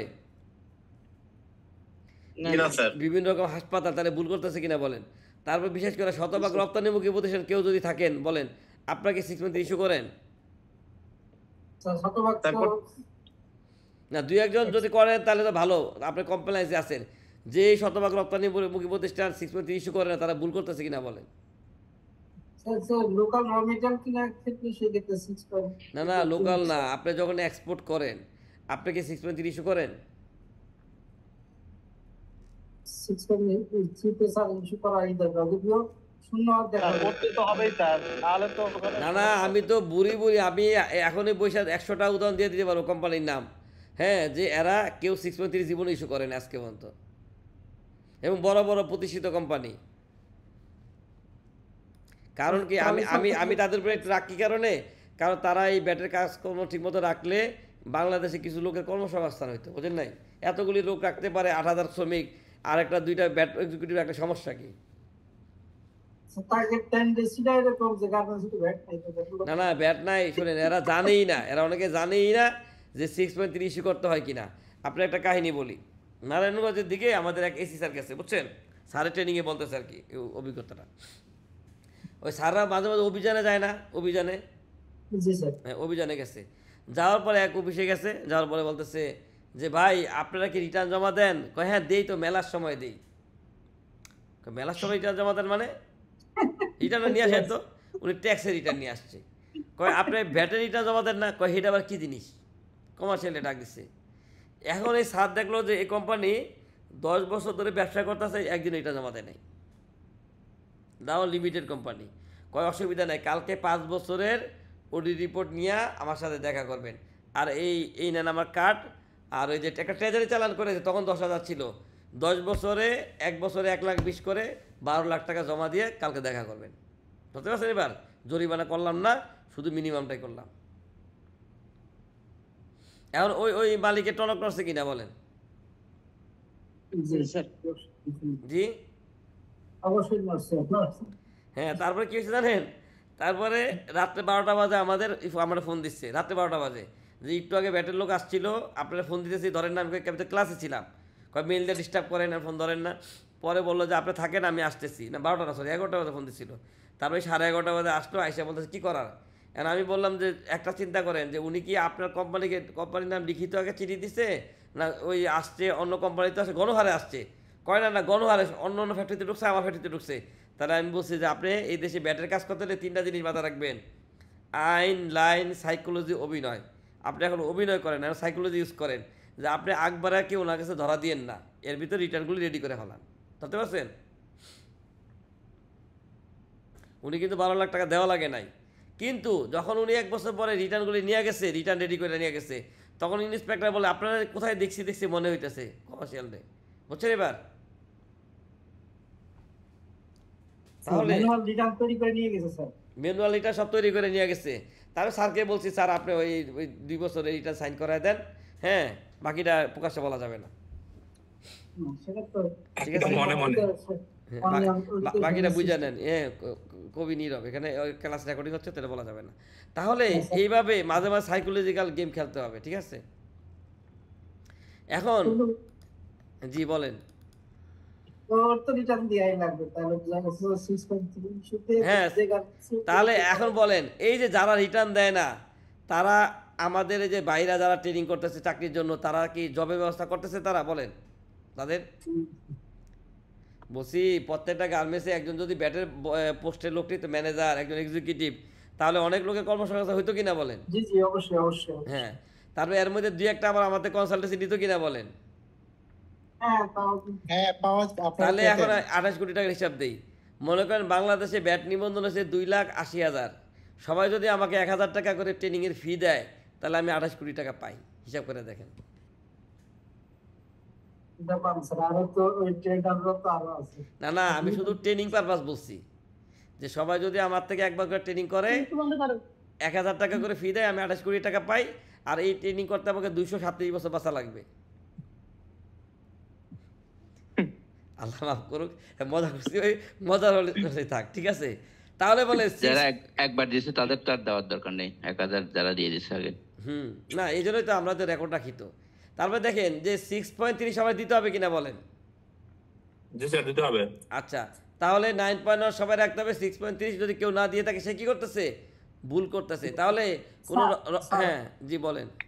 উৎপাদনকারী যেভাবে আপনার একটা মার্কেটের প্রোডাক্ট বিক্রি যেভাবে 6.3 দেবে, গার্মেন্টস এর ক্ষেত্রে সিস্টেম সব দিকে।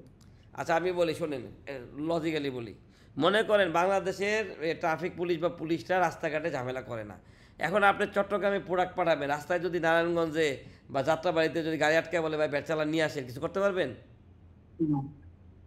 তাহলে এখন আপনাকে এক্সপোর্টকে অগ্রাধিকার দিতে গেছে দেখে অনিয়ম করবেন? বলেন, আপনাদের অগ্রাধিকার দেয় রপ্তানিমুখী প্রতিষ্ঠান, একটু ইয়া হলে কি রপ্তানি ক্ষতি হবে, বিজেএমইতে ফোন যাবে, এই জন্য ওনারা গাটায় না। কিন্তু তার মনে কি আপনারা কি চালা ছাড়া কাজ করবেন? বুঝলাম, সার্ভার মো এটা বুঝলাম 6.3 দেবে না, এলসি নম্বর লিখে দেবে। হ্যাঁ, এলসি তে আপনার ভ্যাট নাই তো ভাই। আপনার তো শুনেন, আপনি তো চালান দিলে ভ্যাট দেওয়া লাগবে না, একটু আলসামি করার দরকার কি? কষ্ট করে দিলেই তো হয়। মানে মাস্ট বি দা 6.3 তার মতো করে সেটা কোনটা হ্যাঁ, এবার চিন্তা করেন, খালি জাস্ট আলসামি করে দেওয়া হইতাছে না। আচ্ছা দেখেন ভাই, আমার বাচন মুখী আবার কেউ বেয়াদবি নেন না তো? না স্যার। আচ্ছা দেখেন, তাহলে আপনি আলসামি বলতে স্যার যে লোক লাগতেছে ওই জন্যই দেয়া হচ্ছে না। হ্যাঁ, এইটাই তো আমিও তো চাই যে যে কি বলে যে সবাই কর্মসংস্থানের ব্যবস্থা হোক। প্রত্যেক গার্মেন্টসে একটা করে যে ব্যাটের কর্মকর্তা থাকে, তাহলে অনেক 4,000 লোকের কর্মসংস্থান হয়। তাহলে দেখেন, আপনি উৎপাদনকারী প্রতিষ্ঠান যাহা কিনেন তাহা বেচেন না, তাহলে আপনি র মেটেরিয়াল কিনবেন 6.180 দিবেন না? জি 6.1। হ্যাঁ, আবার এই র মেটেরিয়াল ফ্যাক্টরিতে নিয়ে প্রোডাকশন ইউজ করবেন না? জি। আবার তাহলে 6.1 এর রিসিভ শেষ। আবার এখান থেকে ফিনিশ প্রোডাক্ট 6.2 তে রিসিভ দেখাবেন না? জি। আবার 6.3 পণ্য 6.3 এর মাধ্যমে কাস্টমারকে দিয়ে দিবেন না? তাহলে বলেন যে উৎপাদনকারী 6.1 আর 2 দুইটা রাখবে কিনা? অবশ্যই। কিন্তু যেই বাণিজ্যিক আমদানিকারক যাহা কিনে তাহাই বেচে, তাহলে উনি কি দুইটা রাখবেন, একটা রাখবে বলেন? 6.2। তাহলে উনি ওই যে 6.1 আর 2 না রেখে কি করতে পারে? 6.2.1, সে যাহা কিনে তাহাই বেচে। দেখে ধরতে পারছেন কিনা? ধরতে পারছেন? আচ্ছা, এখন দেখেন উপকরণ উৎপাদ সহগ, কে কে উপকরণ উৎপাদ সহগ রাখবে? এখন আপনারা যদি এরকম হয় যে দুই রকম, শোনেন, আচ্ছা যাক আপনাদের একটু ইয়া বলি, কেউ যদি জানেন তাহলে কিছু করে একটু চুপ থাকবেন। যে যেমন ভ্যাট আছে, এটার কি লিস্ট পাইছেন? কিন্তু ভ্যাট নাই, এটা লিস্ট পাইছেন না? প্রথম তফসিলে থাকলে অব্যাহতি, এছাড়া ধরো অব্যাহতি, তৃতীয় তফসিল থাকলে 5%, 7.5% বা 10% দিব, রপ্তানি করলে ভ্যাট নাই, এটা পাইছেন না? জি স্যার। তাহলে সহগ কে কে দিবে, কোনো রেফারেন্স আছে কিনা বলেন তো? উৎপাদনকারী ক্ষেত্রে স্যার সহগ, যে আর সহগের ক্ষেত্রে স্যার যে রেয়াত নেবে তারপর অবশ্যই সহগ দিবে। যে রেয়াত দেবে সে সহগ দেবে, ঠিক আছে, এটা আমরা বুঝছি। ধারা 46 অনুযায়ী ফরজ তাকে দেওয়া কি ফরজ। কিন্তু একজন অব্যাহতি পণ্য ব্যবসায়ী কি সহগ জমা দিবে? জি স্যার। কই পাইছেন বলেন, তথ্যটা বলেন। একজন বাণিজ্যিক আমদানিকারক ট্রেনিং ব্যবসায়ী কি সহগ জমা দিবে? না স্যার, উনি তো যা ক্রয় করে তাই বিক্রি করে। না, এখন রেফারেন্স দেন। রেফারেন্স ছাড়া তো আমি বলছি, আমিও যদি বলি আমার কথা বিশ্বাস করবেন না। রেফারেন্স দেন, কই আছে? দেখতে হবে স্যার রেফারেন্স মুখস্থ নিছে। দুইটা রেফারেন্স লেখেন লেখেন মূল্য সংযোগ কর ও সম্পূর্ণ শুল্ক বিধিমালা 2016 বিধি 21 বলা আছে শতভাগ রপ্তানিমুখী প্রতিষ্ঠান রেয়াত না নিলে সহগ দেওয়া লাগবে না। দেখেন একটা রেফারেন্স পাইছেন ভাই? এই যে লেখেন এই যে মূল্য সংযোগ কর ও সম্পূর্ণ শুল্ক বিধিমালা 2016 বিধি 21 কি বলা আছে? এই দেখেন বিধি 21 উপকরণ উৎপাদ সহগ ঘোষণা কি বলা আছে? তবে শতভাগ রপ্তানিমুখী শিল্প প্রতিষ্ঠান কর্তৃক রপ্তানিযোগ্য বা রপ্তানিকৃত পণ্যের এরূপ ঘোষণা প্রদান করিতে হইবে না। তাহলে বলে শতভাগ রপ্তানিমুখী প্রতিষ্ঠান রেয়াত নিলে কিন্তু দিতে হবে, রেয়াত না দিলে শক দিবে? রেফারেন্স একটা পাইছেন কিনা বলেন? 2000 এটা নোট লেখেন 2020 সালের 8 নম্বর ব্যাখ্যা বলা আছে সেবা প্রদানকারী রেয়াত না নিলে শক জমা দিবে না। সেবা প্রদানকারী এখন যদি এক ভাই বলে প্রকুরমেন্ট প্রোভাইডার সে তো সেবা প্রদানকারী, এখন সেবা প্রদানকারী যদি স্ট্যান্ডার্ড প্র্যাকটিস না করে তাহলে কি করা লাগবে না? শক দেওয়া লাগবে না। তাহলে এই দুইটা ছাড়া বাদ বাকি সবাই শক দিবে কিনা বলেন? স্যার যদি আর আইনি কোথাও দেখেন আর এটা দেয়া লাগবে। দাঁড়ান দাঁড়ান দাঁড়ান দাঁড়ান বুঝছেন কিন্তু শক দিবেন না বলা আছে, দিবেন কি বলা আছে? বলছি শক দিবেন না বলা আছে, দিবেন কি বলা আছে? দেখেন উপকরণ উৎপাদ শক ধারা 32 উপধারা 5 উদ্দেশ্য পূরণ কল্পে কোনো নিবন্ধিত বা তালিকাভুক্ত, খেয়াল করেন, নিবন্ধিত বা তালিকাভুক্ত ব্যক্তিকে পণ্য উৎপাদন বা সরবরাহের পূর্বে ফর্ম 4.3 বিভাগীয় কর্মকর্তার নিকট একটি উপকরণ উৎপাদ শক ইনপুট আউটপুট কোফিসিয়েন্ট দাখিল করিতে হইবে, যাহার একটি অনুলিপি বিভাগীয় কর্মকর্তা কর্তৃক সুপারিশ সহ 15 কার্য দিবসের মধ্যে সংশ্লিষ্ট কমিশনের নিকট প্রেরণ করিতে হইবে। শক দিতে হবে কিনা বলেন? তবে রপ্তানিকারকটা কি করতে হবে না? দিতে হবে না। রপ্তানিকারকটা কি করতে হবে না? দিতে হবে না। তাহলে বলেন অব্যাহতিপ্রাপ্ত পণ্য ব্যস্ত শক দেওয়া লাগবে এখন? এই আইনে যেটা বুঝা আছে তার সবারই শক দেওয়া লাগবে। হ্যাঁ, এখন আপনি শক দেন নাই, খেয়াল করেন, আপনি কি করেন নাই? শক দেন নাই, আপনি কি হবে? যে রেয়াত নেন তার তো রেয়াত কাটা যাবে, বুঝছেন? যে লোক রেয়াত দিচ্ছে তার কি কাটা যাবে? রেয়াতই কাটা যাবে। রেয়াত কাটা যাবে। হ্যাঁ, কিন্তু যাহা কিনেন তাহাই বেচেন, রেয়াত নাই আর করবে কি? কি বলেন, ঠিক না? আপনার তো রেয়াত নাই, আপনি যাহা কিনেন তাহাই বেচেন। হ্যাঁ, সেবা প্রদানকারী দেওয়া লাগবে না রেয়াত না নিলে। দেখেন এখানে ধারা 85 কি বলছে, খেয়াল করেন। জরিমানা হবে আর ধারা না জরিমানা, ধারা বোঝে নাকি কি হয় দেখেন, ইয়া ঠিক আছে। দেখেন কি বলছে, নির্ধারিত, আচ্ছা এটা না,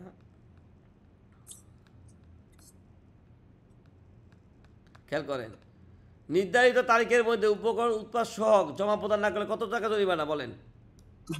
10 এখন কি এটা কি বলা আছে প্রতি বিল অফ এন্ট্রিতে? বলা কি আছে প্রতি মাসে? বলা কি আছে প্রতি আইটেমে? বলা আছে বলেন? সময়ের মধ্যে হ্যাঁ, তারপরে দেখেন এখানে আরেকটা লাইন আছে, কি বলছে, রেকর্ডপত্র নির্ধারিত পদ্ধতিতে সংরক্ষণ না করিবার অনিয়ম। এখন আপনি মনে করেন খাতাপত্র রাখেন নাই, শক দেন নাই, এটার জন্য 10,000 টাকা ফাইন করতে পারে কিনা বলেন প্রতি মাসের জন্য? কর চালানপত্র 6.3 ইস্যু করেন নাই, 10,000 টাকা ফাইন করতে পারে কিনা বলেন? তাহলে শতভাগ রপ্তানিমুখী প্রতিষ্ঠানে যদি বলে মাসে 10,000 করে 5 বছরে 6 লাখ টাকা জমা দেন, তাহলে বলেন নিজাম বাড়ি 2 লাখ টাকা ফি দেওয়া ভালো ছিল না? কি বলেন? মজা করলাম ভাই। না ঠিক আছে, ওটা আপনাদের তো কিছু কর্মসংস্থান ব্যবস্থা হতে চাই। গার্মেন্টস তো ঘুরিয়ে ঘুরিয়ে বাংলাদেশ। না না, আপনি বলেন ঠিক আছে কিনা বিধান। শোনেন ভাই, আমি বলি ইদানিং কি হয়েছে জানেন? ইদানিং আমরা কিন্তু চিঠি পাই, আমার এক ক্লায়েন্ট 6.10 দেয় না দেখে মামলা খাইছে, আমার এক ক্লায়েন্ট 4.3 দেয় না দেখে মামলা খাইছে। মামলা খাইছে মানে কি, চিঠি দিছে কিন্তু আমরা দেখাইছি, এই দেখেন আমরা দিছি জমা। মানে কেন আপনার ইয়া হবে না, ওনারা ইয়া পায় নাই।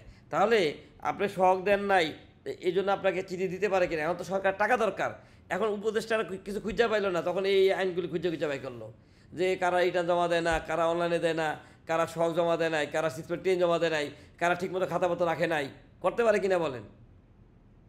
অবশ্যই পারে স্যার। তাহলে পাঁচ স্যার বারো ভ্যাট অফিস থেকে ধরেন যেমন আমাদের বিভিন্ন প্রতিষ্ঠান স্যার অ্যাটাক করে, তো এই যে যে সমস্ত গার্মেন্টস আছে হুম। বলে দিলে তো হয়, তোমাদের এগুলো অবশ্যই না করা লাগবে।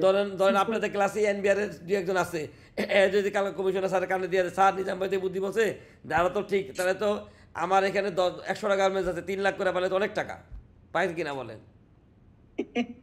জি স্যার। তাহলে তাহলে এবার বলছেন এই যে ভিডিও ছাড়তেছে এটা এনবিআর চেয়ারম্যান স্যারের কানে পড়তে পারে না, হুম। দেখতে তো পারে, কি বলেন? তাহলে অসম্ভব কিছু নেই, তো আমি কালকে ইয়ে দিব। তাহলে এইভাবে সতর্ক থাকতে হবে, বুঝছেন? তাহলে দেখছেন, এখন বলেন শখ যে দেয় নাই, এখন যদি উনি বললে ফেলায় প্রতিটা আইটেমের জন্য দুষ্ট ইন্সপেক্টর যদি হয়, প্রতিটা আইটেমের জন্য বলতে পারে কিনা বলেন?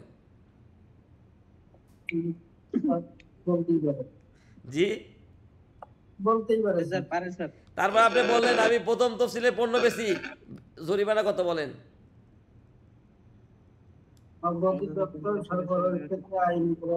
এই যে 51, 53, 54 দেখলো যে আপনি ব্যাট চালান দেন নাই, হ্যাঁ রাস্তায় ব্যাট চালান দেন নাই, কিন্তু আপনি 15টা হলো অব্যাহতি, উনি বললো যে 1 লাখ টাকার চালান কেটে নিয়ে আসেন, কি করবেন এখন?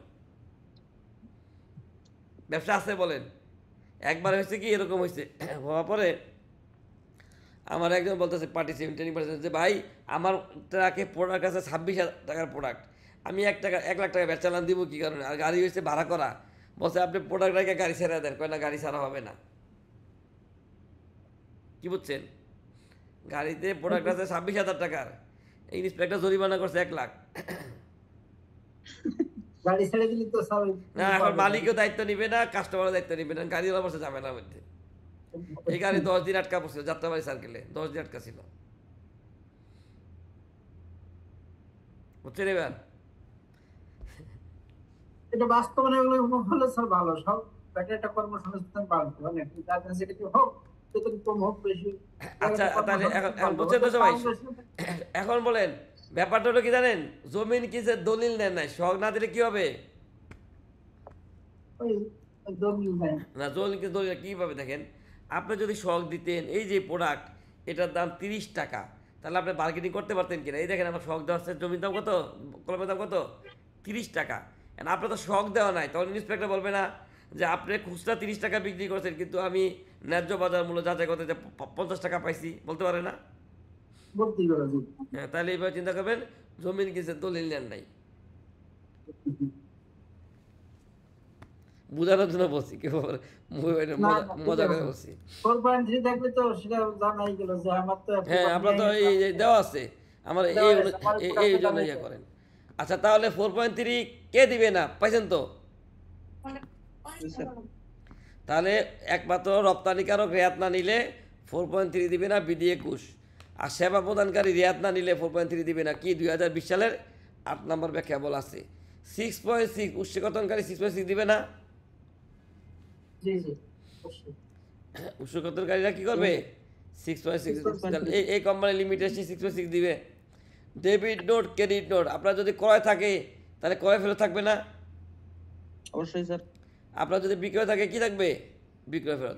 তাহলে ডেবিট নোট হচ্ছে আপনি 6.3 দ্বারা কিনছেন, ডেবিট নোট হচ্ছে ক্রয় ফেরত, আর আপনি 6.3 দিচ্ছেন, উনি ডেবিট নোট দ্বারা ফেরত দিছে, তাহলে দিবেন ক্রেডিট নোট। ক্রেডিট নোট মানে হলো কি বিক্রয় ফেরত। এখন দেখেন অনেক কোম্পানি কি করে, আরেক কোম্পানির সাথে চুক্তিভিত্তিক প্রোডাকশন করে না, বা এই কোম্পানি কি করে এখান থেকে তার আরও ব্রাঞ্চ থাকে না। তাহলে দেখেন এই যে এই এক ব্রাঞ্চ থেকে, এটা তো কেন্দ্রীয় নিবন্ধিত প্রতিষ্ঠান, তার একটা বিল, তাহলে এইখান থেকে যদি এখানে পণ্য পাঠায়, এখান থেকে যদি এখানে পণ্য পাঠায়, এখান থেকে যদি পণ্য পাঠায়, তাহলে কি করবে? 6.5 ইস্যু করবে না ভাই?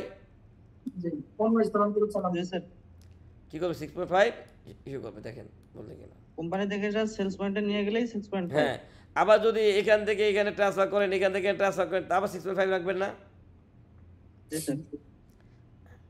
তারপর আবার যদি আপনি হেড অফিসে ব্যাক করেন, এইভাবে 6.5 কি অবস্থা বুঝে রাখতে হবে। চুক্তিভিত্তিক উৎপাদন অনেক সময় হয় না যে আরেকটা ফ্যাক্টরির সাথে আপনি কন্ট্রাক্ট ম্যানুফ্যাকচারিং করেন না, যে ভাই কিছু র মেটেরিয়াল আমি দিলাম, আপনি পণ্য বানায় দেন, এটা 6.4। তখন আপনি কী করবেন? চুক্তিভিত্তিক উৎপাদন চালান দিয়ে ওনাকে পণ্য সাপ্লাই দিবেন। তাহলে দিলে উনি আবার ফিনিশ প্রোডাক্ট আপনার ওনার 6.3 দ্বারা দিবে না, কারণ ওনার থেকে তো আপনি 6 সার্ভিস কিনছেন। কি বলেন? দেখেন এই পর্যন্ত বোঝেন নাই এমন কি আছেন? আবার স্যার আমি ওটা 6 করতে পারবো প্রোডাক্ট পূর্ণ বিষয়ে গেলে আপনি আমি ওনাকে ওকে 6.4 মধ্যে দাঁত দিবেন, ও আপনাকে 6.3 দেয়, ওর 6.3, কারণ আপনি তো সার্ভিস কিছেন প্রতি পিসের জন্য এত টাকা, ও আপনি 6.3 দেয় পণ্য সাপ্লাই দিবে। এই 6.3 টা কি মনে হয় সেবার জন্য 6.3? জি জি, সেবার জন্য, কারণ প্রতি পিসে আপনি তাকে একটা পেমেন্ট দিচ্ছেন। তো আমি কমিটির লোকে দিছি, এটা তো আমার ভাই আপনি জিনিস। দেখেন, আপনি ওনাকে যখন র মেটেরিয়াল দিচ্ছেন আপনি 6.4 দিচ্ছেন, তো আপনি 6.4 দিয়ে আপনার খাতা আমার থেকে, ওর যত খরচ হয় সেই দাম দাম দেখে শুনুন আপনি বোঝেন, আপনি 6.4 ইস্যু করে আপনি যদি করে হিসাব রাখেন 6.1 থেকে এটা বাদ দিয়ে দিচ্ছেন, দিয়ে ওনার 6.1 উনি রিসিভ দেখাইছে 6.4 এগেনস্টে, ওইখান থেকে উনি প্রোডাকশন দেখাইছে, ফিনিশ প্রোডাক্ট 6.2 ওনার 6.2তে রিসিভ করছে, করে উনি তো প্রতি কেজির জন্য একটা টাকা পায়, এই 6.3 দিয়ে আপনাকে সাপ্লাই দিছে, ওইটা আপনি আবার রেয়াত নিয়ে নেবেন। আমি আমার 6.2 তে আপডেট করব। হ্যাঁ, আপনার 6.3 আপনার 6.2তে ফিনিশ প্রোডাক্টের রিসিভ দেখাবেন না? জি স্যার, জি স্যার। ঠিক আছে, স্যার আমি একটা কোশ্চেন করি। বলেন। স্যার ধরেন এই যে কল সেন্টার সেবা, হুম, ধরেন কেউ যদি ফিজিক্যালি দেয় তাহলে তো ভ্যাট ধরেন 15%, হুম। আর সেই সেবাটা যদি সে অনলাইনে দেয় তাহলে কি 15% হবে না 5% হবে? আচ্ছা বলেন, এখন আপনি কথা পাইছেন তৃতীয় তফসিলে 5% কনসালটেন্সি? 15% হবে স্যার। না না, তার ওই যে মানে ওই যে অনলাইনে যে সেবা বা অনলাইনে আপনি বললে তো আর হবে না, অনলাইনে সেবার সংজ্ঞা দেওয়া আছে না, এই যে 43 নাম্বার এসআরওতে সবগুলি সেবার সংজ্ঞা জি। ভাগ করে দেওয়া আছে কিনা, এই দেখেন এই যে 43 নাম্বার এসআরওতে সবগুলি, এখন আপনার তো সারা চালাক বেশি তো, এই দেখেন এখানে অনলাইনে পণ্য বিক্রয় বলতে বুঝাইছে, দেখেন সারা যারা জানে যে কারো না কারো মাথা থেকে এই বুদ্ধিটা বেরোইব, এই দেখেন আর নির্দিষ্ট করে যেগুলো হ্যাঁ দেওয়া আছে সেবা ওগুলো সংজ্ঞা দেওয়া ব্যতীত। আছে, এই যে এখানে বলা আছে অনলাইনে তথ্য প্রযুক্তি নির্ভর সেবা বলতে কি বোঝাইছে, যে এটা বলা আছে এখানে, এই অনলাইনে কনসালটেন্সিটা নাই, তার মানে এই তথ্য প্রযুক্তি নির্ভর সেবায় কি 5%, আবার অনলাইনে পণ্য বিক্রয় এটাও বলা আছে, ঠিক আছে, অনলাইনে যে পণ্য বিক্রয় জি। এটাও কি বলা আছে, এতে আপনি এটা সুযোগ পাবেন না, আপনি 15% দিতে হবে। ওকে স্যার, তাহলে আজকে কি আলোচনার সামনে না আগায়, কি বলেন? এখন কোশ্চেন আনসার নেই? জি, 2 ঘন্টা আসলে কষ্ট হয়ে যায় 8টা থেকে একটা সারাদিন অফিস করে এসে আচ্ছা যাক, আজকে নিয়ে তো 4 দিন চলে গেল, 6 দিন কষ্ট মষ্টে শেষ করেন। না হ্যাঁ। স্যার আর বছর ব্যাপী তো আছে ও বছর ব্যাপীতে আছেন আপনি? আচ্ছা ঠিক আছে, শুনেন, স্যার আপনারা নিজাম ভাই টাকা দিয়ে দেন, নিজাম ভাই আপনাকে ছেড়ে দিব, ঠিক আছে? আমাদের তো শিখা শেষ নাই স্যার হুম, যে আমি পারতাম আগে, আমি এটা এটা পারি কিন্তু স্যার হবে না, আমাদের তো অনেক কিছু জানার আছে অনেক কিছু। আচ্ছা এক শব্দ হচ্ছে তো, তাহলে এক কাজ করি, আজকে আলোচনা না গাই, তো কোশ্চেন আনসার বলেন, যার যার কোশ্চেন আছে। বলছি প্রশ্নের উত্তর বলেন, আজকে প্রশ্নের উত্তর এরিয়াতে, কালকে তো আর দিতে পারি না, তার 2 দিনের প্রশ্ন আজকে একসাথে বলেন, আজকে আর না গাই, কালকে থেকে রেয়াত নিয়ে আলোচনা করবো। হ্যাঁ, রেয়াত কি, রেয়াত কিভাবে নেয়? কালকে কি স্যার, আমি ক্লাস হবে নাকি? কালকে মানে নেক্সট ক্লাসে আর কি, নেক্সট আচ্ছা, আবার আচ্ছা। বুঝতে পারে। সেন্ট্রাল নিবন্ধন কিভাবে নেব স্যার জিজ্ঞাসা করছিলাম। আচ্ছা দেখেন, প্রথম হলো আপনি 2.1 দিয়ে নিবন্ধন নেন না? জি স্যার। আচ্ছা 2.1 দিয়ে যখন আপনার কেন্দ্র, যেটা কেন্দ্র বলবেন, ওইটা ট্রেড লাইসেন্স ইউজ করে, হ্যাঁ ওইটার অ্যাড্রেস ইউজ করে পিন কি বলে পোস্টাল কোড নিবন্ধন নেবেন, নেওয়ার পরে দেখবেন যে নিচে একটা ব্রাঞ্চ অ্যাড করার অপশন আছে, যে কটা সেলস সেন্টার, গোডাউন, ফ্যাক্টরি, ওখানে ওই অপশন ক্লিক করে করে ব্রাঞ্চগুলি অ্যাড করে দেবেন, তাহলে ডিফল্ট আকারে সবগুলি নিবন্ধন বর্তমানে সেন্ট্রাল নিবন্ধন, তাহলে ওই ব্রাঞ্চগুলি অ্যাড হয়ে যাবে ওখানে। স্যার ওই ব্রাঞ্চগুলো আমার ইন্ডিভিজুয়াল ভাবে নিবন্ধন নেওয়া, আলাদা আলাদা ট্রেড লাইসেন্স ঠিক করে নেওয়া, এখন আমি না চাচ্ছি না, ওদের সবগুলো ওইখানে ব্যাট নিবন্ধন কি আছে?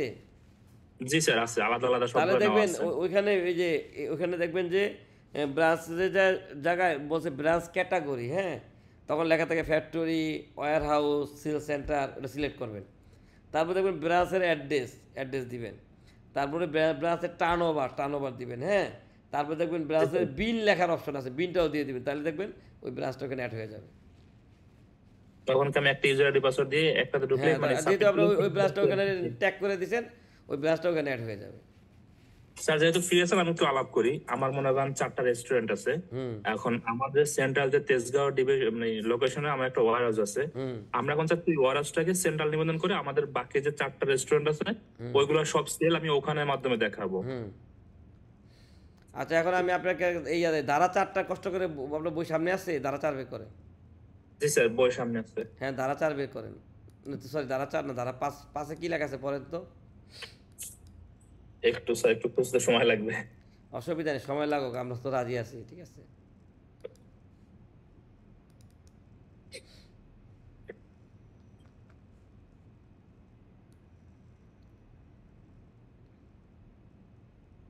দেখেন এখানে আমিও বের করলাম, দেখেন এখানে কি লেখা আছে। স্যার পেজ নাম্বারটা একটু বলে দিন তাহলে আমি সহজে বের করতে পারতেছি। আচ্ছা বলতেছি, যদি কোনো ব্যক্তি একাধিক পড়েন ভাই পড়েন, অসুবিধা নেই পড়েন। এখানে নিবন্ধনের কথা লেখা আছে। না না ধারা 4 এই যে ধারা 5 লেখছে, এই দেখেন এটা হলো মাহবুসারের বই 71 নম্বর পেজ। কি লেখা আছে, যদি কোনো ব্যক্তি এক বা একাধিক স্থান হইতে অভিন্ন অথবা সমজাতীয় পণ্য বা সেবা উভয় সরবরাহ সংক্রান্ত অর্থনৈতিক কার্যক্রম সকল হিসাব নিকাশ কর পরিশোধ রেকর্ডপত্র সফটওয়্যার ভিত্তিক, এর আগে ছিল না, এটা নতুন অ্যাড করছে। দেখেন সফটওয়্যার ভিত্তিক অটোমেশন পদ্ধতিতে কেন্দ্রীয়ভাবে সংরক্ষণ করেন। এখন আপনি কোন জায়গায় সংরক্ষণ করেন বলেন। আপনি যেমন মনে করেন ব্যাটার লোক আসলো আচ্ছা, আপনি কোন জায়গায় গেলে সবগুলি সেলস সেন্টারের তথ্য একসাথে পাবে, এমন কোনটা আছে, কোন কোন ব্রাঞ্চ? এখন সবগুলো ইন্ডিভিজুয়াল আছে কিন্তু আমরা চাচ্ছি ওয়ার হাউসটাকে একটা করার জন্য, ব্রাঞ্চ করার জন্য। আপনি বুঝেন, আপনার বসের ফাস্ট ফুডের দোকান বা রেস্টুরেন্ট, তাহলে আপনি রেস্টুরেন্টে তো ব্যাট চালান ইস্যু হয়, তাহলে আপনি ওয়্যার হাউসটা আপনি সেন্টার করবেন কেন? এটা করতে চাচ্ছিলাম এরকম ভাবে যে ওয়্যার হাউস থেকে তো আমরা ইন্টারনাল ভাবে যে 6.5 এর মাধ্যমে বিভিন্ন রেস্টুরেন্ট, আমাদের ইন্টারনাল যে রেস্টুরেন্ট গুলো আছে। আচ্ছা যাই হোক, আপনি তাহলে এক কাজ করেন, এই ওয়্যার হাউসে এই রেকর্ডপত্র সফটওয়্যার ভিত্তিক পদ্ধতিতে রাখার ব্যবস্থা করেন। হ্যাঁ ওইখানে সকল সেলস সেন্টারের তথ্য যদি রাখতে পারেন তাহলে নির্ধারিত শর্ত পদ্ধতিতে আপনি কেন্দ্রীয় নিবন্ধন গ্রহণ করতে পারবেন। বুঝছেন? এবার এই ধারা 5টা ভালো করে পড়েন, তাহলে উপায় উত্তর। স্যার ইউনিট নিবন্ধন থেকে পরে কিন্তু নিবন্ধনে আবার করে নেওয়া যায়।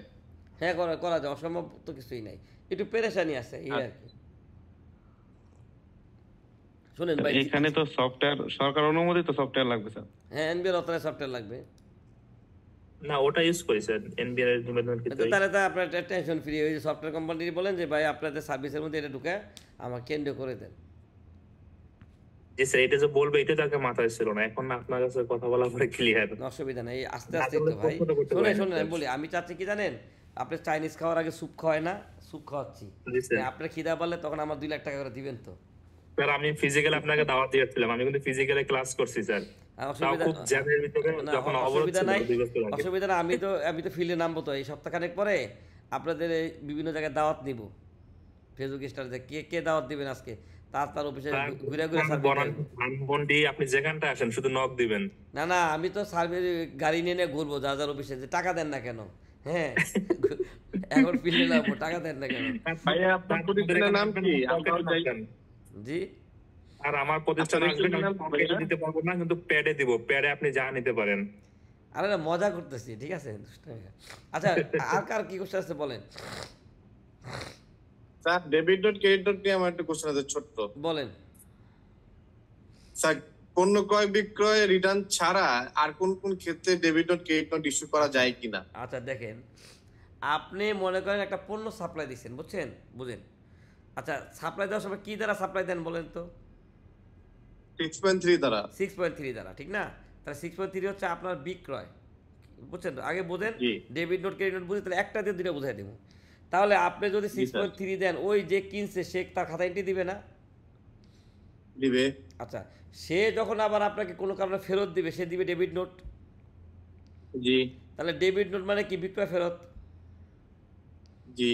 আপনি ডেবিট নোট পাওয়ার পরে আপনি বলবেন হ্যাঁ ডেবিট নোটটা ঠিক আছে, আপনি কি দিবেন? Credit note. তাহলে ডেবিট নোট ওই ব্যক্তি ছিল ক্রয়, ওনার ছিল কি? ক্রয়। উনি ক্রয় ফেরত দিচ্ছে কিনা বলেন? জি স্যার। তাহলে ডেবিট নোট মানে ক্রয় ফেরত, আর আপনি ওই ক্রয় ফেরতের অ্যান্সার দিচ্ছেন কি? বিক্রয় ফেরত, কারণ আপনি তো বিক্রয় করছেন। তাহলে ডেবিট নোট আর ক্রেডিট নোট জাস্ট উল্টাটা, এই তো। জি। আচ্ছা এখন আপনি ওনাকে পণ্য সাপ্লাই দিলেন, পণ্য সব কিছু ঠিক আছে, কিন্তু কাউন্টিং করতে যায় উনি দেখলো কি 2 পিস কম পাইলো, তাহলে কি ডেবিট এই চালান কি কাটাকাটি করবেন? তখন ডেবিট নোট ক্রেডিট নোটে কারেকশন করা যায়। আপনি ওনাকে একটা বলেন ভাই আপনি একটা ডেবিট নোট দেন, আমি একটা ক্রেডিট নোট পাঠাইতেছি, তাহলে কি কারেকশন হয়ে গেল? আচ্ছা, তারপরে করণিক ভুল হয় না যে মানুষ তো 5,500 জায়গায় 55,000 লেখা ফেলাছে, এরকম হয় না অনেক সময়? জি স্যার, হতে পারে। তাহলে করণিক ভুল, হ্যাঁ, পরিমাণে কম পাইছেন বেশি পাইছেন, এই ধরনের ভুলগুলি ডেবিট নোট ক্রেডিট নোট দ্বারা কি সংশোধন করা যায়। ঠিক আছে, পণ্য ফেরত ছাড়াও। তাহলে সংশোধন 6.3 বাদে ডেবিট নোট ক্রেডিট নোট দিয়ে আমার হ্যাঁ, কারণ আপনি শুনেন, আপনি ডেলিভারি দিতে ঠিক মতোই, কিন্তু আপনি পরিমাণে যে একটা ভুল লেখা বলা আছে 5 পিস উনি বেশি পাইছে, অথবা অ্যামাউন্টটা ভুল লেখছেন, অথবা রেট চেঞ্জ হয়েছে, আগে রেট দিয়ে দিচ্ছেন, এখন আপনি তো কারেকশন করতে হবে, চালান তো চেঞ্জ করা সম্ভব না, ডেবিট নোট কিন্তু কারেকশন করে নেন। স্যার বিক্রেতা তো আপনার কম মূল্য লিখতে পারে, আবার ওভার প্রাইসও লিখতে পারে। আমি বলছি চোখের ভুল 5,500 জায়গায় 55,000 লেখা ফেলাইছেন, অনিচ্ছাকৃত। মানুষ তো বুড়া মানুষ, নিজের তো চোখে দেখে না, তাড়াতাড়ি শূন্য একটা বেশি বেড়ে গেছে। স্যার একমাত্র বিক্রেতা শুধু কি ক্রেডিট নোট ইস্যু করবে না ডেবিট নোট? এখন মনে করেন আপনি চালান ইস্যু করছেন, বুঝছেন, চালান ইস্যু করলে উনি চালানটা পাইছে না, আচ্ছা উনি তো এটাতে রেয়াত নিবে। এখন কথা হলো যে আপনি যদি কম লেখেন, উনি আবার একটা কাগজ ইস্যু করবে, ওটা স্বীকৃতি হিসেবে আপনি একটা কাগজ দেবেন, ওটা দিয়ে উনি রেয়াতটা নিয়ে নিবে, অথবা উনি বেশি লিখলে উনি কমায় দিবে। এবার চিন্তা করেন, কারণ কি দেখবেন আমরা যখন 9.1 করবো, যে বৃদ্ধিকারী হ্রাসকারী করার জন্য ওই ডেবিট নোট ক্রেডিট নোটের রেফারেন্সটা আমাদের লাগে। জি জি জি, এই জন্য তো জিজ্ঞেস করছি। হ্যাঁ, ভুলে সেলস বেশি দেখাই দিচ্ছেন, তো কথা যে 1,55,000 হয়েছে, আপনি কি করছেন 1,75,000 টাকা চালান কেটে ফেলাইছেন, তাহলে 20,000 টাকা কাটছেন বেশি না? তখন আপনি যদি ওনাকে একটা ক্রেডিট নোট দেন, উনি একটা ডেবিট নোট দেন, এই ডেবিট নোটের রেফারেন্সটা আপনি ওই সেলসটা অ্যাডজাস্ট করে ফেলাতে পারবেন, যে আমি ভুলে সেলস বেশি দেখা ফেলাইছি। সবাই ভিডিও পাইছেন তো না? জি বলেন। শুনতেছি ভাই, বলেন। 6 মাস আগে বিন রেজিস্ট্রেশন করে টোটালি কোনো ব্যবসা করে নাই, মানে ব্যাংক স্টেটমেন্টও কোনো কিছুই আসে নাই। জি, তো তার এখন স্যার কি করণীয়? মানে এখন সে কি ব্যবসা বন্ধ করে দিতে চায়? না স্যার, সে ব্যবসা চালু করতে চায়। আচ্ছা, তাহলে এই কয় মাস কি শূন্যটা জমা দেয় নাই? কিছু দেয় নাই স্যার। নিবন্ধন নিছে? জি স্যার, নিবন্ধন নিছে 6 মাসে। তাহলে 6 মাসে শূন্যটা দিয়ে দিতে বলেন, নেক্সট মাস থেকে যতদিন মধ্যে বেচা না শূন্যটা চালাই দিতে বলেন, যাতে জরিমানা না আসে। স্যার এখন কি 5,000 টাকা করে তাহলে তার দেয়া লাগতেছে না? আমি বলি আইন অনুযায়ী তো দেওয়া লাগে। জি স্যার। আর আমি তো যে এটা শিখালে তো সরকারের হক নষ্ট করব, এটা তো উচিত না স্যার। একটু শিখান স্যার। আমাদের হক তো স্যার আপনি মেইনটেইন করবেন। না, এইটা শিখলে তো আবার ওই যে আরেকজন তো ওই যে অনলাইনে ভিডিও দেখবে, সে আবার ওই যে কালকা যায় কমিশনার সাথে বলবে এই অপশনটা বন্ধ করে দেন। এটা আপনি আমার পার্সোনাল বলি এটা গ্রুপে তুললেন, গ্রুপে উত্তর দিয়ে দিব, কারণ এই গ্রুপে তার পাবলিকলি যাবে না, অনলাইনে দিব না, কারণ এটা ভিডিওটা তো অনলাইনে থাকবে, এটা এখন না বলি। আপনি গ্রুপে প্রশ্নটা করেন, আমি গ্রুপে ভয়েস দিয়ে উত্তর দিয়ে দিব। আচ্ছা, thank you sir, thank you. ঠিক আছে, কারণ আপনারা চাই এই রাস্তাটা বন্ধ হোক। ঠিক আছে, গোপন রাস্তা গোপনই থাক। হ্যাঁ বলেন, আর কার কি কোশ্চেন আছে? আসসালামু আলাইকুম, আমি একটা প্রশ্ন করতে যাচ্ছিলাম 6.6 নিয়ে। জি বলেন। স্যার 6.6 অনেক আমার কোম্পানিতে যখন পেমেন্ট কালেকশন হয় তখন অ্যাড সোর্সে যে পার্টিটা টাকা কেটে রাখে, অনেক সময় বেশ কিছু কোম্পানি আছে যে অ্যাড সোর্সে টাকা কেটে রাখে বাট তারা চালান জমা দেয় না। দুইটা কেস হতে পারে, একটা হয় যে অনেক সময় তারা টাকা কেটে রাখে জমা দেয় কিন্তু 6.6 ইস্যু করতে গড়িমসি করে, সেটা কি কারণে করে আমি জানি না। আবার অনেক ক্ষেত্রে দেখা যায় যে তারা এমন সময়ে চালান ইস্যু করে যে সময় আমরা রিবেটটা নিতে পারি না। স্যার এটা আসলে নিয়মটা কি? যবে থেকে স্যার টাকা জমা দিবে তবে থেকে 3 মাস, নাকি যবে থেকে ইস্যু করবে তখন থেকে 3 মাস? না, আমি বলি, প্রথম বোঝেন। প্রথম হইলো আপনি ওনাকে 6.3 দিচ্ছেন, বুঝছেন? এখন উনি টাকা জমা দেখ না দেখ, এটা আপনার মাথা ব্যথার দরকার নাই। আপনি দেখেন এই যে উৎস কর্তনের এসআরওতে আমি বের করছি, আপনি কথা বলতে দেখেন উৎস কর্তনের এসআরওতে কি বলছে, মূল্য পরিশোধের পরবর্তী 3 কর মেয়াদ। দেখেন কি বলছে, দেখেন এই যে সর্বকারী করণীয় কি বলছে, মূল্য পরিশোধের পরবর্তী কি 3 কর মেয়াদের মধ্যে সমন্বয় করবেন। আপনার ব্যাংকে যেদিন টাকা ঢুকছে যদি অডিট করে, আমার অনেক পার্টিসিপেন্টদের একটা দিচ্ছে এরকম অডিটে, যে মূল্য যেদিন পাইছে তাকে বলবেন ভাই মূল্য পরিশোধের 3 কর মেয়াদের মধ্যে না দিলে আমি কোনোভাবেই এই 6.6 মানবো না। উনি টাকা জমা দিছে না দিছে এটা আপনার ম্যান্ডেটরি, কারণ বলছে কোথাও ট্রেজারি চালান বলা নাই, উনি তো ব্যালেন্স থেকে তো অ্যাডজাস্ট করতে পারে, তাহলে উনি 6.6 দিলেই যথেষ্ট। এই দেখেন এই যে কি বলছে দেখেন, ফর্ম 6.6 প্রাপ্তি সাপেক্ষে, হ্যাঁ তাহলে কি করতে পারে সমন্বয় করতে, এটা 6 উনি ট্রেজারি চালানের জমা দেওয়াটা ইমার্জেন্সি না, উনি তো না ব্যালেন্স থেকে অ্যাডজাস্ট করতে, এরকম তো হইতে পারে উনি অনেক বড় উৎসকর্তনকারী 20 জন এটা একসাথে জমা দিতে হইতে পারে না, তাহলে ওনার থেকে আপনি 6.6 পাবেন, এটা ম্যান্ডেটরি। আর কথা হলো মূল্য পরিশোধের 3 মাসের মধ্যে সমন্বয় করবেন, দেখেন বুঝছেন কিনা। ট্রেজারি চালান জমা দিতে সেই ইনফরমেশন থাকতে হয় না? না না এটা ইমার্জেন্সি না। আচ্ছা মনে করেন আমি বাণিজ্যিক আমদানিকারক, আমার এটি আছে, আমি উৎসকর্তনকারী, আমি আমার এটিটা অ্যাডজাস্ট করবো না, এই যে বের করছে যখন আসে উপরে দেখাইতেছি, খেয়াল করেন। আচ্ছা দেখেন এখানে কি বলা আছে, উৎসকর্তনকারী সর্বগ্রহিতা নিবন্ধিত হইলে, শব্দটা কি নিবন্ধিত হইলে, রাস্তা 3টা খ গ, গটা আমি একটু ডিলিট করে দিলাম। দেখেন যদি উৎসকর্তনকারী নিবন্ধিত মানে কি সরকারি প্রতিষ্ঠানকে নিবন্ধিত বলেন, আমরা যে 5 লক্ষ উৎসকর্তনকারী বলছিলাম এর ভিতরে সরকারি প্রতিষ্ঠানকে নিবন্ধিত, তাহলে এখানে কাকে বোঝাইছে, যারা ওই সরকারি লিমিটেড কোম্পানি, যারা ওই ব্যাংক বিমা আর্থিক যাদের ব্যাট নিবন্ধন আছে তাদের বুঝাইছে। নিবন্ধিত কি করবে দেখেন, সরবরাহ গ্রহীতা উৎসকর্তনকৃত আদায়কৃত মূসক পণ পরিশোধের সংশ্লিষ্ট করমেয়াদ সমাপ্তির, করমেয়াদ মানে কি 1 মাস না, সমাপ্তি 7 দিনের মধ্যে নির্ধারিত অর্থনৈতিক করে সরকারি কোষাগারে ট্রেজারি চালানোর মাধ্যমে জমা প্রদান করিবে। তাহলে বলেন মাস শেষ হওয়ার 7 দিনের মধ্যে জমা দেবেন কিনা, বুঝছেন একটা রাস্তা। যদি আপনার ব্যালেন্সে টাকা না থাকে তখন উনি আপনাকে ট্রেজারি চালান দিবে। খ কি বলছে, উৎসকর্তৃত মূসক সংশ্লিষ্ট কর মেয়াদে দাখিলপত্রে বৃদ্ধিকারী সমন্বয় করিবে। আপনারা লেখেন না 24 নাম্বার নোটে যে আমরা বিডিএস ইয়ে করবো, লেখেন কিনা বলেন।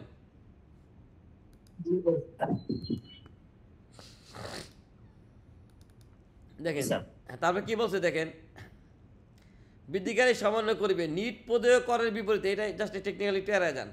উৎসকর্তৃত মূসক সমন্বয় পূর্বক অবশিষ্ট অর্থ যদি থাকে নির্ধারিত করে জমা দিবেন। তাহলে আপনার যদি ব্যালেন্সে যখন বিডিএস আছে 1 লাখ টাকা, ব্যালেন্সে 50,000 টাকা আছে, তাহলে আপনি 50,000 টাকা অ্যাডজাস্ট করতে পারেন কিনা, করতে পারেন? না না সমন্বয় পূর্বক মানে কি কিছু অ্যাডজাস্ট করতে পারেন কিনা বলেন। তাহলে আমরা চাইলে তো কিছু অ্যাডজাস্টও করতে পারি। দেখেন সমন্বয় অবশ্যই অত যদি তাকে নির্ধারিত করে কি করবেন জমা দিবেন, আর ওই ব্যক্তি যদি জমাই না দেয় আপনি কাগজ দিবে কিভাবে বলেন। তারপরে দেখেন ক আর কি খ, এখানে কি বলছে, উৎসকর্তৃত মূসক দফা ক অনুযায়ী, মানে এই প্রথম রাস্তা না, রাস্তা কটা বলেন, ক একটা কি খ, তাই ক অনুযায়ী জমা দেন, তাহলে কি করবেন 3 কার্য দিবসের মধ্যে 6+6 ইস্যু করে সার্কেল থেকে সাইন করবে। আর সে জমা না দিলে কি ক অনুযায়ী কি তার আমল করার দরকার আছে? দেখেন ভাই এই দাগ দুগ তো এমনি দেই না, আপনার করে সারাদিন বুঝাই দেখে তো দিই, ঠিক আছে? তাহলে এখন বুঝতে পারছেন কিনা বলেন এই উৎসকর্তনের। আবার একটু বলতেন স্যার, আমি আসলে আরেকবার যদি অসুবিধা নাই, আপনি ক্লাসের ভিডিওটা টাইম দেখেন, কালকে তো পাবেন। উৎসকর্তনের বিধিমালা বিধি 6 দেখেন, ঠিক আছে? ওকে ঠিক আছে স্যার, কারণ অনেকের তো কোশ্চেন আছে বুঝেন নাই। ওকে ওকে ওকে সমস্যা নেই। আচ্ছা ইয়া এখন বলেন আর কার কি কোশ্চেন আছে? জি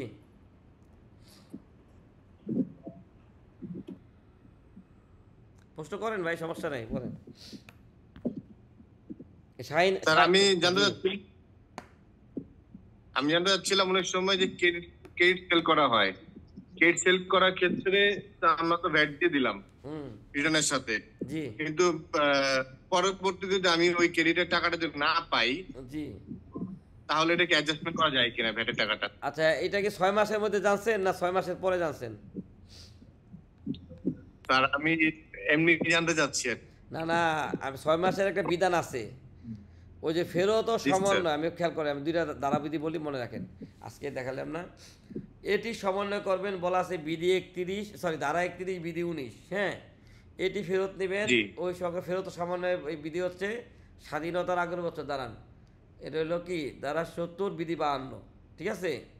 বিধি 52 আর ধারা 70, এই ধারা 70 বিধি 52-তে বলা আছে যে 6 মাসের মধ্যে যদি আপনি ভুলে সেলস বেশি দেখায় দেন আপনি এইভাবে চিন্তা করেন, আপনার সেলস ভুলে বেশি দেখাইছে, তাহলে সমন্বয় করতে পারবেন। আচ্ছা জি স্যার। বিধি 52 দেখেন। এই সমন্বয়টা কিভাবে করতে হবে, মানে করা যায়? এনি আদার অ্যাডজাস্টমেন্টে দিয়ে দিবেন, ভুলে সেল বেশি দেখা লাগছেন। আচ্ছা ঠিক আছে, আর নাহলে ওনাকে বলবেন যে এটা ক্রেডিট নোট ইস্যু করে, তাহলে ক্রেডিট নোট দিয়ে দেখাইতে পারবেন, আর নাহলে ভুলে বেশি দেখা ফেলাইছে। জি স্যার। আর চালানটা কি ওনাতে নীল কাগজটাই ক্যান্সেল দেখা দিবেন।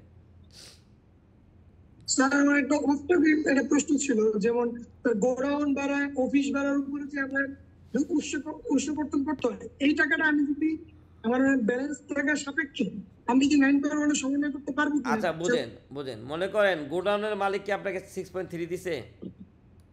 না স্যার। আচ্ছা দেখেন, আমরা যে বলি যদি উৎসের কথা ক্লাসটা আপনি বলে ফেলাইছেন, এই দেখেন তো এই 43টা সেবা অত্যাবশ্যকভাবে উৎসেকতন করিতে হইবে। এখানে দেখেন তো গোডাউন ভাড়া কি আছে? বলেন, এখানে কি গোডাউন ভাড়া কি আছে? তার সম্মত নেই। আচ্ছা, এখন যদি এরকম হইতো তাহলে গোডাউন ভাড়া যদি উৎসেকতনে 43টার মধ্যে থাকতো, তাহলে আমরা ব্যালেন্স থেকে সমন্বয় করতে পারতাম না? পারতাম কিনা বলেন? কারণ ভাই গোডাউন ভাড়া, স্টোর ভাড়া এটা কি উৎসেকতন না, এটা হচ্ছে প্রযোজ্য ব্যাট। এটা কি স্বাভাবিক ব্যাট।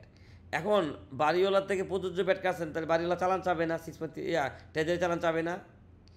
বাড়ির মালিক যদি আপনাকে 6.3 দিত, আপনি কিন্তু গোডাউনের ভাড়া, যেমন আপনি একটা উদাহরণ দিই, ইন্টারনেট সার্ভিসও কিন্তু 43টার মধ্যে নাই, তাহলে প্রযোজ্য ব্যাট না। কোনো ইন্টারনেট সার্ভিস প্রোভাইডার যদি আপনাকে 6.3 দিয়ে দেয়, আপনি কিন্তু ফুল টাকা দিয়ে দিবেন, তাহলে এটা বিডিএস বলেন না? এটা বিডিএস আচ্ছা, না। এখন এক ক্লায়েন্ট মনে করে 6.3 দেয় নাই, তাহলে আপনি কাটলেন, কমপ্লেক্স থাকার জন্য কাটছেন না? জি। তাহলে এটা কি প্রযোজ্য ব্যাট, এটা কিন্তু বিডিএস না।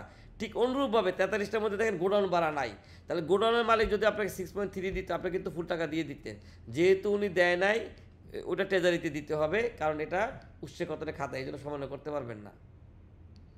ধরতে পারছেন ভাই? আচ্ছা ঠিক আছে।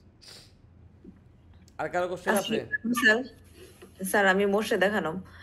স্যার আমি ফোন কল, মানে মেসেজটা হচ্ছে মূসক নিবন্ধনের ইনফরমেশনটা চেঞ্জ করতে চাচ্ছি। ওইখানে যখন মূসক নিবন্ধন করেছে তখন কনসালটেন্টের নাম, মোবাইল নাম্বারটা ইউজ করছে।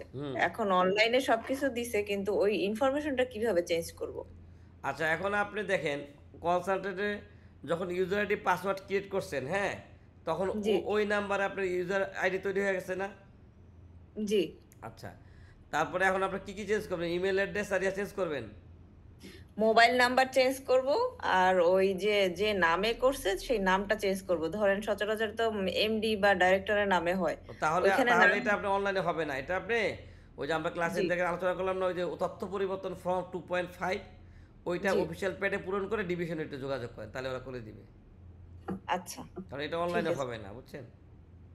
জি, থ্যাংক ইউ। আর শুনেন বলি তো ধারণা, আর আনঅফিশিয়ালি 2-3 দিন ঘুরা যদি না পারেন, তাহলে যোগাযোগ করেন, পরে বলবো। আচ্ছা স্যার, আমি সম্ভবত আপনার সাথেই যোগাযোগ করব। না, আমি এমনি বলি নাই তো। 2-3, আমার তো ভাই বেড়াদার আছে অনেকদিন ধরে এই লাইনে কাজ করে, 16 বছর বেকার মানুষ, ঠিক আছে? ওই জন্য বলছি একেবারে ঠেকে গেলে তখন বললেন, নাহলে করার দরকার নেই। শুনেন, আপনারা এইভাবে মাথা রাখবেন, যদি কোনোদিন ব্যাটের ব্যাপারে আটকায় যান, যখন কোনো উপায় নাই, তাহলে নিজাম ভাইয়ের একটু স্মরণ করেন, তাহলে হইব। ঠিক আছে? জি স্যার, জি, থ্যাংক ইউ স্যার। কেউ আবার অন্যভাবে নিয়েন না, ঠিক আছে? কারণ যে চেষ্টা করে সে রাস্তা পায়, বুঝছেন? আমি চেষ্টা করি। আচ্ছা, আর কারো কোশ্চেন আছে? স্যার আমার কোশ্চেন আছে একটা। বলেন। আমি মার্কেট সেল করলাম, ব্যাটাবেল মনে করেন যে আমার ব্যাটার হচ্ছে 1 লাখ টাকা, কিন্তু আমার 6.3 চালানোর মাধ্যমে আসছে 1 লাখ টাকার উপরে, যে আমি রেয়াদ নিতে পারবো। আমি রেয়াদের থেকে আমার সেল কম, সেক্ষেত্রে আমি কি করব? বুঝি না, আপনি কি সেল করছিলেন? আবার প্রশ্ন করেন।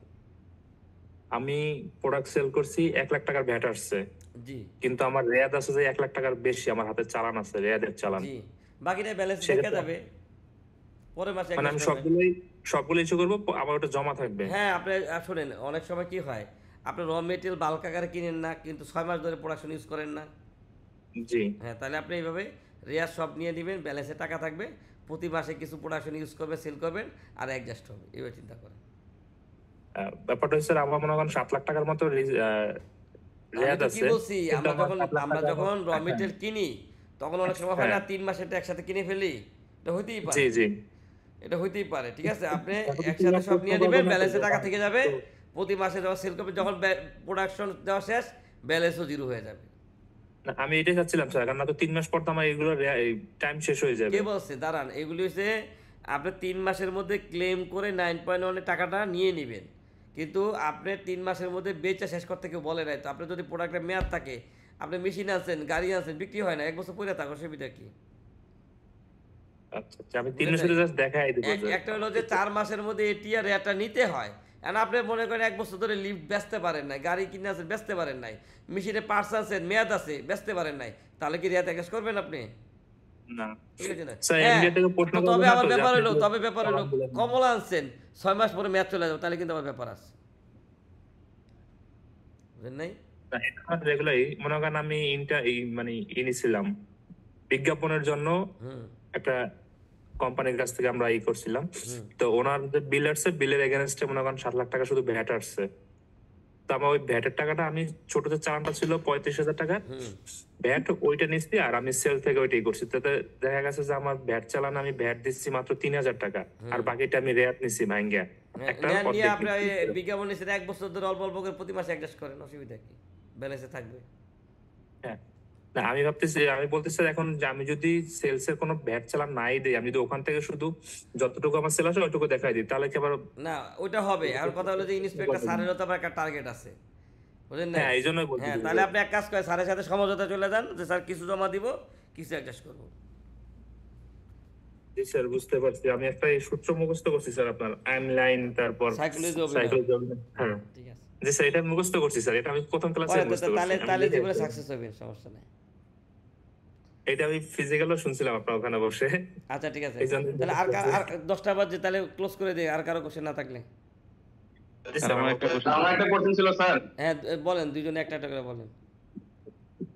স্যার, আমার এই এক্সামটেড প্রোডাক্টের জন্য কি কেন্দ্রীয় নিবন্ধনের দরকার আছে স্যার? না, এই কেন্দ্রীয় নিবন্ধন হচ্ছে তো জটিলতা এড়ানোর জন্য, বুঝছেন?